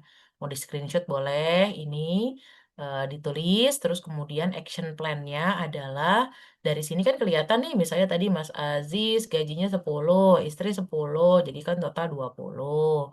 Terus expense-nya misalnya tadi dari mulai skincare-nya gitu kan, jangan sampai setelah menikah menikah kok skincare-nya jadi turun nih, misalnya gitu. Atau suami kok aku jadi nggak boleh main bola lagi gitu, jangan sampai ya kan setelah menikah kita juga ada hobi-hobi yang masih ingin kita lakukan misalnya gitu. Expense-nya ternyata biasanya 5 tambah misalnya 7, jadi kan totalnya adalah 12, berarti kira-kira 20 kurang 12 berapa? Oh, ada 8 misalnya gitu, 8 juta. Terus tadi tujuan kamu apa, aku apa misalnya, oh ternyata tujuannya pengen tadi dana darurat yang wajib ya, dana darurat. Terus kemudian sinking fund, tadi kan asuransi, sama tadi misalnya ada haji, pengen misalnya umroh, udah tulisin aja pokoknya. Tulisin, oh ternyata tadi tujuannya apa, dari 8 juta ini misalnya mau oh dana darurat 500. Sinking fund tadi ya, sinking fund aku nggak jelasin lagi ya, pokoknya keperluan buat setahun tuh berapa, misalnya kurang, nggak bisa di cover dari THR dan bonus, harus nabung 500 lagi misalnya. Terus haji, misalnya aku pengen haji cepet-cepet buruan gitu berdua, misalnya 50 juta. 50 juta kan DP-nya tuh 25, 50 juta dibagi 2 tahun misalnya. Berarti kan ini sekitar berapa? 25 juta per tahun, berarti 2 juta per bulan. 2 juta per bulan.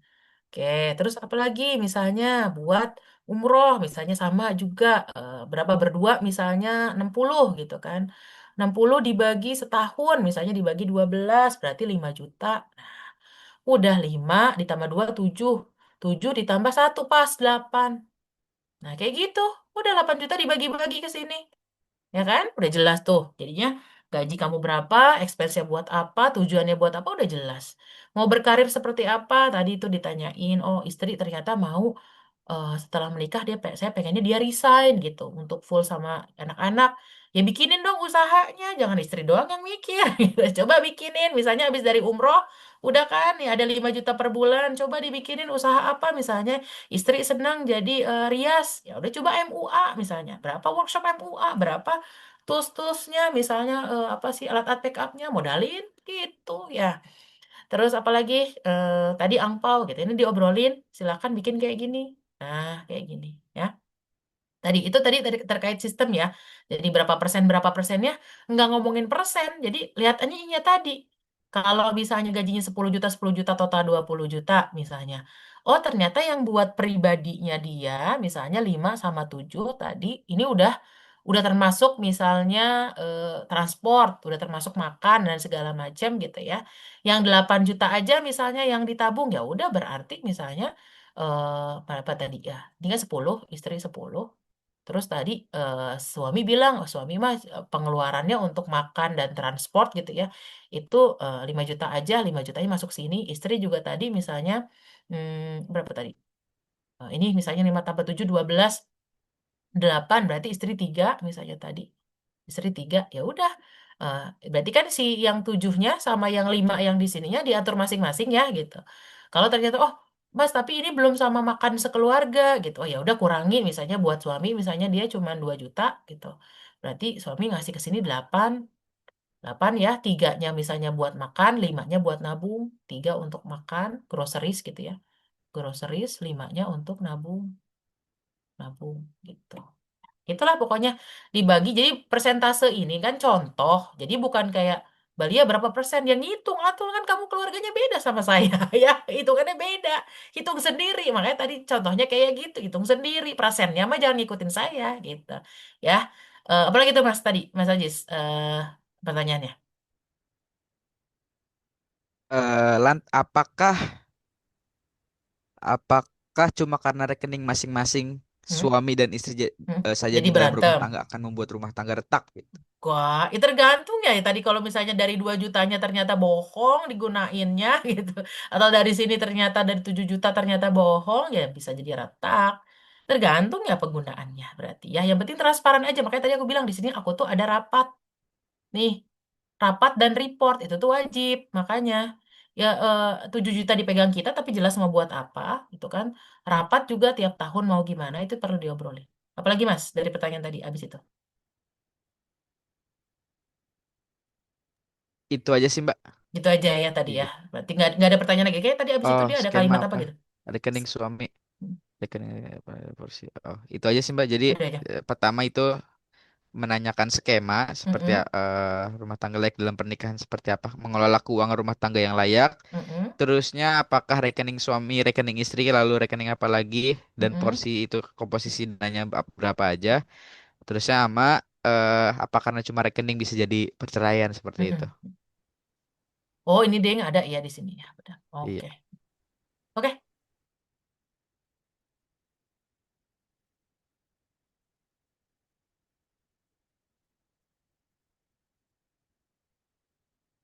Mas Aziz di mute. Oh iya, Afwan. Terima kasih Mbak sudah diingetin. Jadi terima kasih Mbak Amalia atas apa yang sudah disampaikan. Pantesan saya ngomong tadi nggak kedengeran ya. Maaf, maaf, maaf. Ya baik, terima kasih Mas dan Mbak Anonim.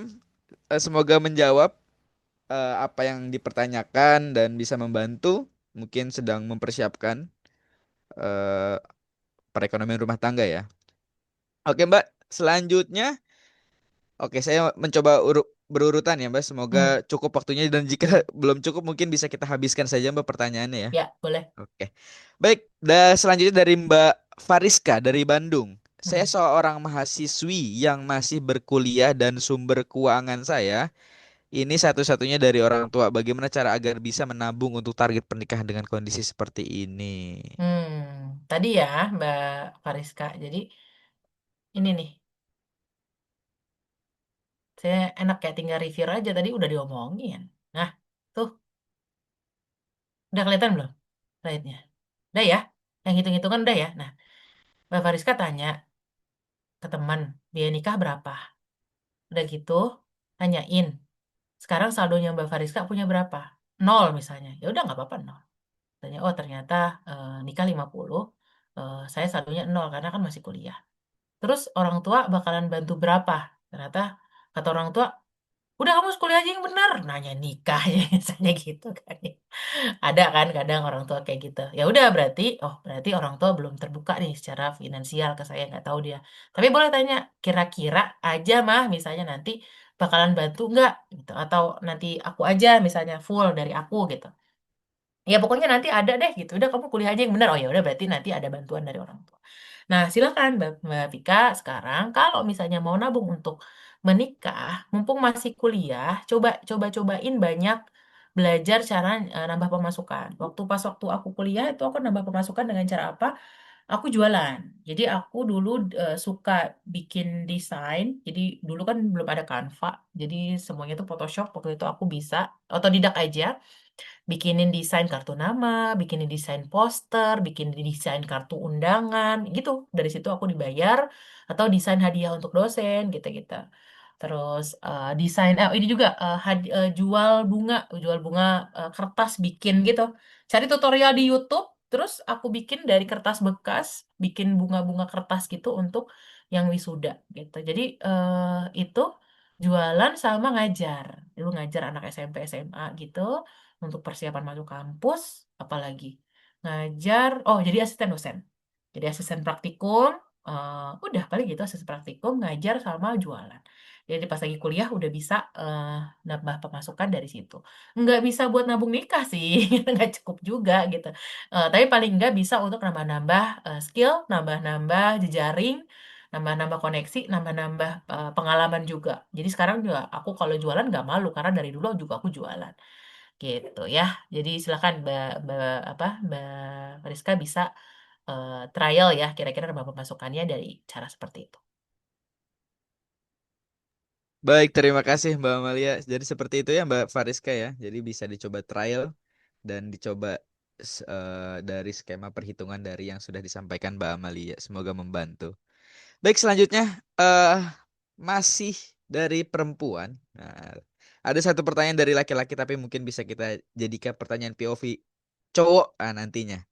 Oke, selanjutnya dari Mbak Ara. Perkenalkan saya Ara dari Jakarta. Izin bertanya sebelumnya, Bu, ketika pasangan punya habit gaya hidup yang berbeda. Misal calon suami teh suka cecek berhutang, hedon, boros, FOMO. Apakah kompromi cukup atau harus ada penyelarasan nilai dulu pada saat khitbah atau ta'aruf jazakillah khairan, Ibu.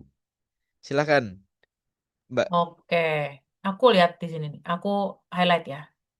Gaji bisa berubah, tapi orang tuh sulit berubah.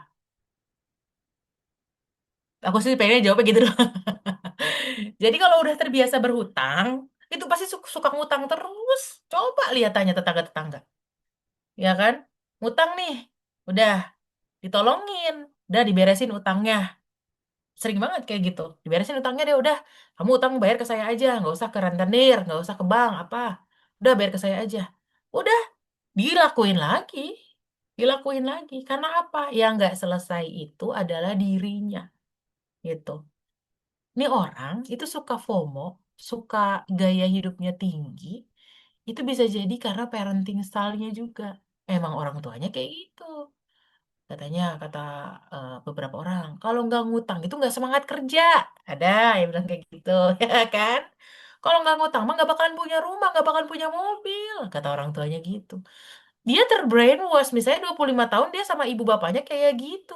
Baru sama kamu setahun 2 tahun dia nggak bisa. Dia nggak bisa berubah gitu. Apakah dikompromikan saat ta'aruf? Mungkin bisa, tapi itu kan udah jadi habit ya. Tuh ya. Jadi kalau saya pribadi, kalau orang udah terbiasa ngutang, mendingan enggak deh, enggak sama dia kalau saya ya. Kenapa? Karena susah banget ngubah habitnya. Tuh. Satu, mungkin itu karena parenting style-nya. Kedua bisa jadi karena memang dia ada luka pengasuhan. Misalnya gini, dia dulu tuh hidup susah gitu kan. Terus dia merasa dia dihargai sama orang-orang di sekitarnya, mungkin sama teman-temannya karena gayanya dia, misalnya gitu. Oh dia pakaiannya keren gitu kan. Padahal sebenarnya hasil dari utang. Nah dia nggak bisa tuh menurunkan standar itu karena kalau enggak dia kehilangan kehilangan pandangan orang lain yang menganggap dia keren, misalnya gitu kan. Dia nggak mau dianggap sebagai misalnya cewek yang nggak cantik gitu. Nah, semua biaya-biaya dia untuk kecantikannya itu harus didapatkan dari misalnya berhutang. Nggak apa-apa, yang penting saya cantik, misalnya gitu. Yang penting saya dilihat sebagai orang yang up to date. Nggak apa-apa HP saya iPhone tapi tabungan saya minus, misalnya gitu. Saya mah yang penting kelihatan gaya aja dulu. Nah, itu agak susah. Ya, jadi kalau dibilang kompromi, buat saya sih, saya nggak kasih kompromi untuk itu. Nah, tapi kan beda lagi ya tiap orang. Kalau misalnya emang ternyata dia, apa misalnya Mbak Ara sebenarnya sama dia oke aja gitu ya, nggak apa-apa.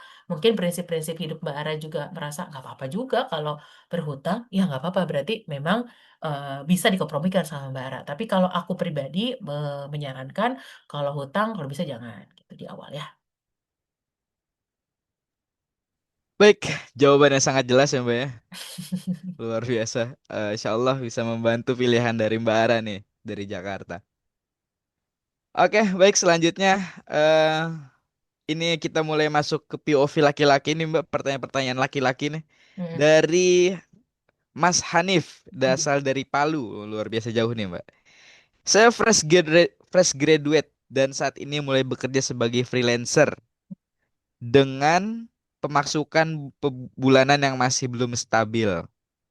Apakah saya perlu menunggu total pendapatan saya dalam sebulan terlebih dahulu, baru kemudian menabung sesuai pemasukan per bulan? Atau ada saran lainnya? Ini bagus nih Mbak, silakan Mbak.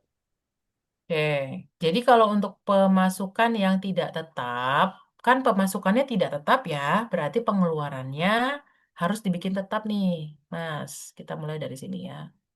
Pemasukan tidak tetap, tapi pengeluaran itu bisa dibuat tetap. Gimana caranya maksudnya? Misalnya pemasukannya itu tidak jelas berapa, tapi pengeluaran kita tuh udah jelas. Pasti ngirim ke orang tua, pasti bayar cicilan, pasti bayar listrik, internet, sewa rumah, di list nih Mas, berapa? Misalnya setelah dihitung, ternyata untuk bertahan hidup di luar menabung, saya tuh butuh 5 juta. Berarti ini jadi targetnya Mas Aziz, Mas Aziz, Mas Hanif untuk bisa dicapai setiap bulan. Karena itu kalau nggak 5 juta nggak bisa bayar cicilan. Kalau nggak 5 juta nggak bisa kirim ke orang tua. Ini jadi semangat. Di breakdown deh.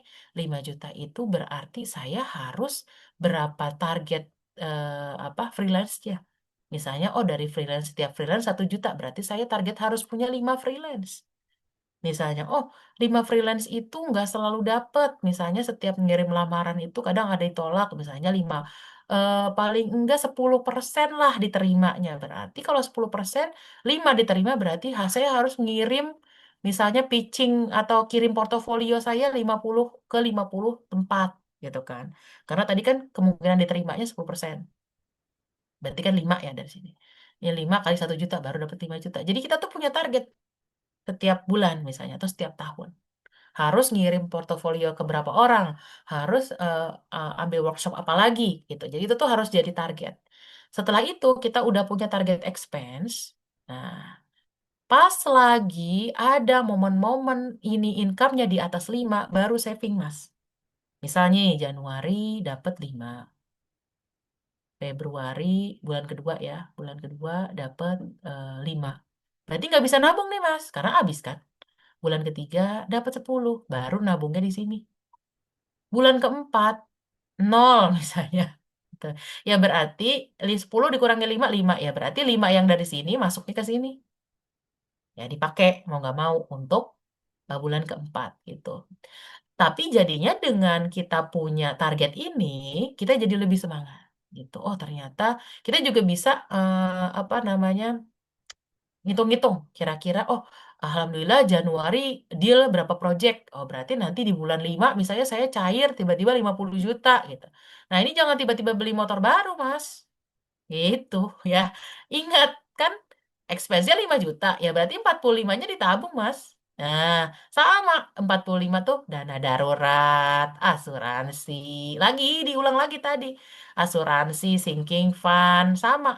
Baru tujuan yang lain, tujuan lain. Sama kayak gini. Dana darurat, asuransi. Mas kalau tiba-tiba sakit, nggak punya BPJS, kan nggak ada kantornya kalau freelance. Makanya perlu bayar asuransi. Asuransi itu masuk sebagai expense bulanan wajib tadi, yang saya bilang 5 juta. Ini harus masuk asuransi. Asuransi jiwa dan asuransi kesehatan. Terus tadi dana darurat. Dana darurat tadi kalau dana dana kondisi darurat. Contohnya misalnya tiba-tiba di bulan yang tadi nih, di sini Mas di bulan 4 nggak ada pemasukan, ya udah ambil aja dari dana darurat gitu ya. Jadi misalnya punya income 50 juta di bulan tertentu tetap dikurangi 5 juta buat expense biasa. Lalu 45 jutanya dimasukin ke sini tadi. 45 jutanya ya. Misalnya tadi oh dana darurat paling enggak buat amit-amit nanti saya nggak punya gaji kayaknya 3 bulan. Berarti dana darurat 3 kali 5 tadi ya. 15. Terus saya tahun ini saya ada pengen kurban, saya pengen lebaran segala macam pajak, saya butuh 5 juta. Nah, ya udah berarti 15 ke dana darurat, 5 juta untuk sinking fund. Sisanya berapa? 25. Ya kan? 25 masuk sini tadi. Oh, buat tabungan nikah. Gitu. Oh, jadi saya nabung nikahnya itu nggak bisa tiap bulan. Karena pemasukannya nggak tetap kan. Nabung nikahnya ketika ada tambahan project. Nah, makanya kalau freelance itu kudu kuat nyarinya gitu. Karena kan tiap bulan nggak ada ya, nggak tetap. Nah, tapi punya targetnya. Target saya tuh sebulan mesti berapa. Ini mesti dihitung berapa kebutuhan basic living cost-nya setiap. Atau yang benar-benar kayak dasar banget. Pokoknya kalau nggak ada ini gue nggak hidup deh, nggak bisa kerja gitu. Nah, itu dicari deh berapa basic living cost-nya gitu ya sebagai target awalan untuk dikejar setiap bulan. Gitu, Mas. Baik, terima kasih Mbak Amalia. Dan seperti itu Mas Hanif. atas jawab pertanyaannya. Semoga bisa membantu. Satu laki-laki pusing, semua laki-laki ikut pusing nih, Mbak. Luar biasa. Iya, kalau kalau kalau misalnya masih kayak gini aja masih belum kebayang, jangan nikahin anak orang. Buh, Iyalah, lah orang diri sendiri aja belum bisa. luar Gimana? biasa. Iya gak? Betul, betul, betul. Nanti kalau punya anak gimana? Makin pusing ya, Mbak ya. Iya, Oke, ya emang baik, ada baik. rezeki dari anak, rezeki dari istri, tapi urus diri sendiri dulu, ya. Luar Kalau diri biasa. sendiri udah bisa nabung, udah bisa, udah lancar lah, baru nambah nambah beban, nambah beban. Oke, terima kasih Mbak Amalia, luar biasa. Itu tadi pukulan untuk laki-laki tuh, luar biasa tuh. Baik, seperti itu Mas Hanif. Eh, terima kasih Mas Hanif sudah. Oh, makasih banyak Kak, sangat-sangat memotivasi. Oh, kita kami juga sebagai laki-laki termotivasi insya Allah. Baik, Mbak Amalia masih ada beberapa pertanyaan mau kita habiskan saja Mbak. Tiap dua lagi berarti ya dari siapa tadi? Ada Mas dari Mas Zuprizal, Mas Rizal sama Mbak satu lagi Mbak ada ya? ada Mbak dari satu lagi dari Mbak Ai, Sri Mbak Ai, Andini. oke. Dua lagi ya. Iya, baik. Mungkin saya habiskan dulu nih Mas Hmm, Zuprizal dulu ya. Oke, oke. Mas Zuprizal, saya bacakan Mas Zuprizal izin. Assalamualaikum warahmatullahi wabarakatuh. Perkenalkan saya Zuprizal dari Pekanbaru. Izin bertanya ke Amalia, apa Hmm. bedanya tabungan dan investasi Kak? Biar keuangan saya bisa tetap terjaga untuk kedepannya. Dan bagaimana tips and triknya Kak? Terima kasih. Assalamualaikum warahmatullahi wabarakatuh. Waalaikumsalam warahmatullahi wabarakatuh. Oke, bedanya tabungan dan investasi. Mas Rizal coba lihat di sini. Ini tabungan, ini investasi. Tabungan ada nggak ijo-ijo kayak gini nih? Tabungan ada nggak ijo-ijo? Di sebelah sini tabungan nih, tabungan. Ini investasi. Nggak ada ya? Nggak ada ijo-ijo ya? Artinya apa? Artinya uang kita, kalau kita nabung 100.000 sebulan, dikali misalnya 2 bulan, berarti jadi berapa mas? 100.000 kali 2 bulan, 200.000. Udah, titik. Gitu doang. Nggak ada tambahannya. Dikurangi admin kadang. Ya, udah. 200.000 sekarang sama 200.000 10 tahun lalu. Lebih gede mana rasanya? 200.000 10 tahun lalu. Iya dong. 200.000 sekarang kayaknya dapat apa sih paling tas doang mungkin juga tas gimana gitu tapi dong 200.000 10 tahun lalu kayak tas aja udah bagus banget gitu ya atau sepatu aja bagus banget 200.000 10 tahun lalu gitu ya artinya apa tidak bisa mengalahkan inflasi sekarang 200.000 bisa buat masih bisa lah kita buat makan eh, makan di mall gitu kan ya sama ya nonton misalnya gitu bisa jadi 10 tahun lagi mah bisa jadi cuman buat beli minum doang gitu 200.000 gitu. Itu bedanya tabungan dan investasi adalah tabungan tidak bisa mengalahkan inflasi karena 200.000 ya akan 200.000 aja terus selamanya. Investasi itu ada bagi hasil, ada bunganya kalau di bank atau kalau di syariah ada bagi hasilnya. Bedanya itu. Contoh paling gampang adalah emas. Ya, emas 2016 saya dulu mahar saya 10 gram tuh harga masih 500 600 500 ribu per gram. Sekarang 2025 berapa? 2,3 juta per gram. Naik signifikan. Mulai mikir ya, aduh mahar mahal amat. Dulu 10 gram cuma 5 juta dulu. Sekarang 10 gram udah berapa? 25 23 juta. Ya. Jadi bersyukurlah nih yang dulu 2017 sudah nabung emas karena harganya naik. Nah, itu bedanya gitu, Mas. Tabungan dan investasi bedanya gitu. Contohnya investasi apa? Yang paling gampang emas. Atau kalau ada perbankan ada deposito. Nah, itu beda lagi lah. Nanti kita kalau ada waktunya lagi kita bisa bahas soal investasi syariah. Tapi paling gampang kalau Mas Rizal mau nabung dari sini. Emas aja dulu ya. Sebagai salah satu apa produk investasi yang paling mudah yang gampang gitu paham tinggal ke toko emas beli gitu aja itu bedanya ya Iya, baik. Seperti itu Mas Zuprizal, semoga membantu. Kalau misalkan Mas Zuprizal bingung, Saya nabung dinar sekarang luar biasa, Mas. Dinar aja luar biasa. Silakan hubungi saya kalau mau beli dinar ya, Mas ya. Luar biasa. Baik, terima kasih Mbak Amalia dan Mas Zufrizal. Selanjutnya pertanyaan terakhir nih, Mbak, dari Mbak Aisri Andi nih. Ini panjang nih pertanyaannya. Bismillah, izin bertanya Kak, izin memperkenalkan diri, saya Aisri dari Bandung. Saya sudah sedikit diskusi dengan calon, alhamdulillah calonku PNS dan dapat pinjaman dari PNS-nya. Terus calonku berniat menggunakan pinjaman itu untuk menjalankan usahanya. Alhamdulillah juga sudah memiliki bisnis. Yang ingin saya tanyakan, apakah baik jika bisnis itu dikembangkan untuk keberlanjutan hidup rumah tangga, yaitu mengembangkan bisnis tersebut dengan uang pinjaman dan potongan pinjamannya dari gaji calonku. Mohon pencerahannya Kak. Terima kasih atas ilmunya, sangat-sangat bermanfaat bagi kita semua. Baik, Mbak Ai mumpung lagi on cam, aku boleh tahu nggak jenis usahanya apa suaminya, calon suaminya? Bisa di-unmute? Jenis usahanya itu fotografer, Mbak. Oke, Fotografer fotografer, untuk wedding, fotografer wisuda, wedding. terus Oke, banyak sih. oke. Pinjaman itu berarti untuk menambah alat-alat ya? Kayak katanya pengen dikembangkan lagi kayak bikin studio, ini itu, kayak Paham, gitu. paham. Oke. Jadi namanya hutang, aku bilang kan ya kalau bisa di awal itu jangan berhutang. Tapi ketika kita sudah menjalani hidup gitu ya, setelah menikah, kadang ada beberapa hal yang perlu berhutang. Salah satu yang hutang yang diperbolehkan selain karena hutangnya ke eh, lembaga-lembaga syariah ya. Yang kedua adalah hutang produktif dalam bentuk hutang bisnis. Jadi boleh kalau mau hutang bisnis asalkan memang eh, getol gitu ya untuk bayarnya. Jadi kan gini nih, maksudnya gini, bisnis itu ada naik turun. Kadang untung, kadang rugi. Tapi cicilan, mau kamu untung, mau kamu rugi, itu pasti harus bayar. Itu ya, Mbak Ai. Itu perlu Mbak Ai tahu. Karena ketika ternyata hutangnya sampai gede banget, miliaran, terus kita sebagai istri apa eh, mendampingi gitu ya, mengiyakan. Ketika usaha itu tidak dipisahkan dengan keuangan pribadi, bukan nggak mungkin aset-aset pribadi kita tuh ikut terjual.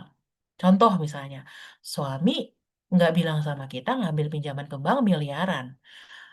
Terus kemudian nggak bikin entitas usaha nih, nggak ada PT, bukan CV atau apa segala macam.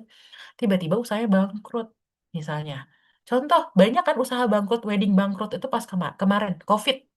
Ya kan itu bangkrut gede-gedean ya udah booking sana sini tapi nggak bisa gitu kan si venue-nya akhirnya fotografer juga udah apa ngambil utang tadi kan ya akhirnya tapi nggak bisa ngambil job karena tadi ya ada apa pembatasan segala macam namanya bisnis itu ada naik turun tapi utang itu pasti nah ketika ternyata dia ada kolaps bisnis tadi ya ada tantangan dalam bisnis ketika hutangnya tetap harus dibayar, itu dia bukan nggak mungkin ngambil dari uang pribadi. Contohnya misalnya emasnya, mahar kita kegadai atau kejual, mobil kita terjual. Untuk apa? Untuk membayar cicilan itu. Sehingga bisa, kalau ini aku nggak tahu ya jumlah hutangnya berapa, tapi sebelum menikah bisa mengajukan perjanjian pisah harta. Gitu ya. Jadi untuk yang punya bisnis nih banyak nih calon-calon suaminya buatlah perjanjian pisah harta. Bukan pengen bisa bercerai bukan ya, bukan. Tapi ini sebagai bentuk tindakan preventif. Baik. Bilang sama suami kalau tiba-tiba kamu pailit nanti setelah menikah itu misalnya kita punya rumah atau kita punya mobil atas nama aku itu mobil nggak boleh dijual. Kenapa? Itu kan atas nama aku. Karena kita bisa harta. Untung kan buat kamu kalau usaha kamu bangkrut, ya udah punya kamu aja yang dijual. Kita tetap punya mobil, tetap punya rumah. Ya kan? Gitu. Itu contohnya. Ya tapi kalau bercerai itu jadi cuma di bawah semua bayi gitu ya itu ada kekurangannya juga. Tapi maksudnya untuk bisnis itu wajib banget punya perjanjian pisah harta.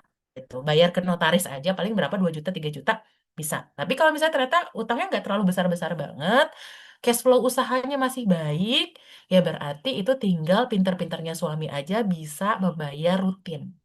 gitu ya. Ya mungkin nanti ada perasaan-perasaan loh, kok ini suami saya kok kayaknya nggak ada tiap bulan, jadi habis buat bayar cicilan aja. Gimana ini dengan tujuan keuangan kita? Selama ini makan dari saya melulu jadinya. Nah, itu tuh pasti ada perasaan kayak gitu. Akan ada perasaan kayak gitu, menemani suami berbisnis. Tantangan itu nanti buat Mbak Ai. Ya, jadi perlu diobrolin. Gimana nih nanti kalau usaha lagi minus. Jadi harus banget belajar keuangan bisnis juga nanti suami sama Mbak Ai ya. Gitu. Silahkan nanti mungkin bisa konsul booking terpisah gitu kan. Atau tadi tindakan preventifnya adalah punya perjanjian pranikah dan please banget setelah menikah tadi ya diskusi itu yang tadi aku bilang. Kamu punya uang berapa, keuangan bisnis kamu berapa. Itu tuh harus tercatat. Keuangan bisnisnya dia tuh harus tercatat. Supaya kita tahu ini kamu bener nggak nih ngambil cicilan gitu ya. Bisa nggak bayarnya? Emang kamu setiap bulan tuh bisa nggak bayar cicilannya? Cicilan plus sama ngasih aku, tambah kasih orang tuaku, ditambah tabungan kita, nah berapa tuh? Nah, jadi kan semangat tuh biasanya kalau suami-suami, semangat tuh kalau dikasih target, kamu harus bayar cicilan. Kamu ini ada tabungan saya, tabungan kita, ngasih orang tua kamu juga, ngasih saya juga nih. Nah, jangan berat, insya Allah kalau jalur pesugihannya suami-suami ini yang halal adalah membahagiakan istri dan orang tua. Tuh, pesugihan halal. Nggak pernah tuh suami saya kalau habis kasih saya transfer saya jadi miskin, nggak. Makin kaya biasanya gitu. Jadi dari dulu walaupun misalnya ini terbukti lah pokoknya suami-suami kalau misalnya membahagiakan istri, membahagiakan orang tuanya, rezeki mengalir terus. Gitu ya. Silakan nanti jadi diskusi ya, Mbak Iya. Mudah-mudahan menjawab. Iya, alhamdulillah luar biasa sekali ya. Waduh, luar biasa Mbak Amalia. Jawabannya sangat membantu pasti untuk Mbak Ai, apalagi untuk kaum-kaum hawa, Masya Allah, yang sedang membantu calon suaminya atau suaminya berbisnis ya, itu luar biasa itu. Sarannya harus dilakukan tuh untuk jaga-jaga, Masya Allah. Baik, Alhamdulillahirrahmanirrahim Mbak Amalia, kita sudah menyelesaikan sesi tanya jawab. Luar biasa sekali jawaban dan pertanyaan. Sekali lagi kami mengucapkan terima kasih kepada Mbak Amalia atas ilmu dan inspirasinya. Dan tentunya kami juga mengucapkan terima kasih sebanyak-banyaknya juga kepada para teman-teman satu frekuensi yang sudah aktif bertanya dan mendengarkan, tentunya juga mencatat eh, materi dari Mbak Amalia. Semoga bisa membantu teman-teman dalam mempersiapkan pernikahan teman-teman. Baik, seperti yang sudah disampaikan teman-teman, yang di awal tadi saya sampaikan bahwasanya kami sudah menyiapkan template budgeting untuk teman-teman. Kita akan insya Allah kita akan berikan. Silakan Mas Ope tampilkan QR-nya untuk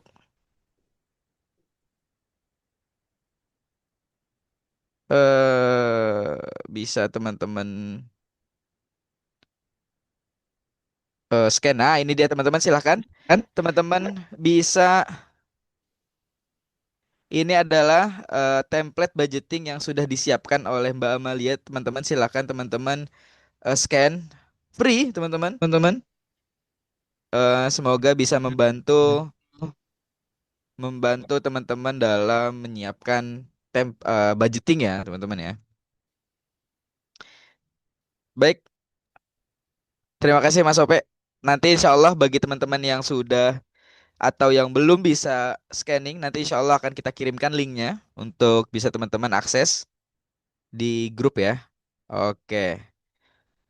Ya, terima kasih teman-teman semua satu frekuensi yang hari ini sudah hadir. Insya Allah jangan lupa perjalanan kita belum selesai karena kita akan bertemu lagi di kelas terakhir, di kelas kelima, yang insya Allah akan diadakan besok di hari Minggu tanggal 26 Oktober 2025 jam 10 sampai selesai insya Allah bersama Dr. Regi Frustrasia insya Allah dengan tema rahasia kehidupan hangat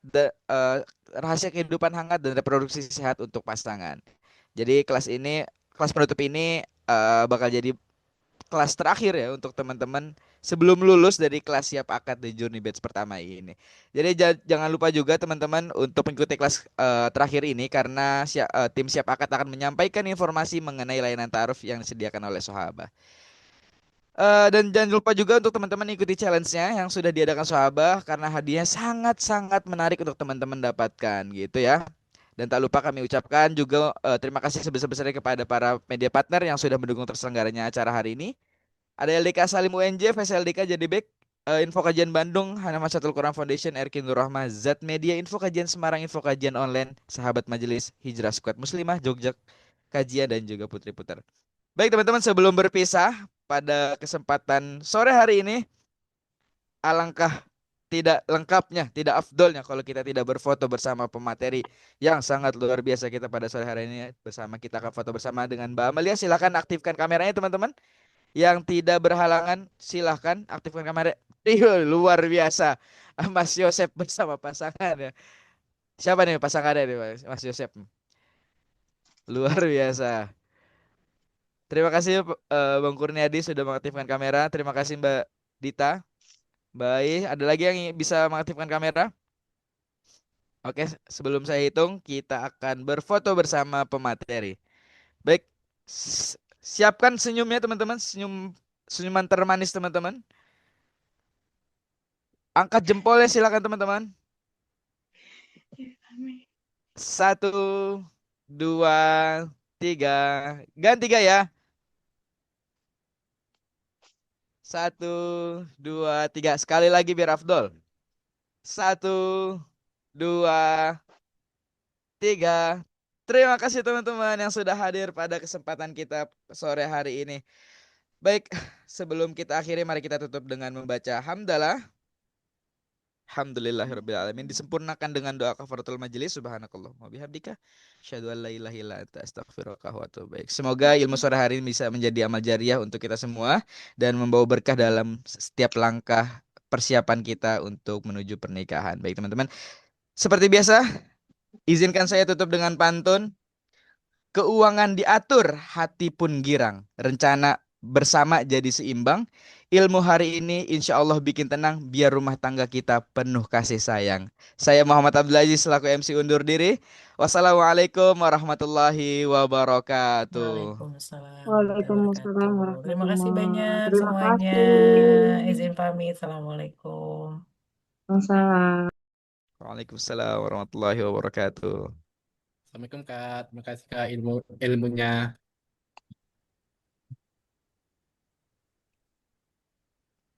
Izin Kak pamit dulu Kak keluar.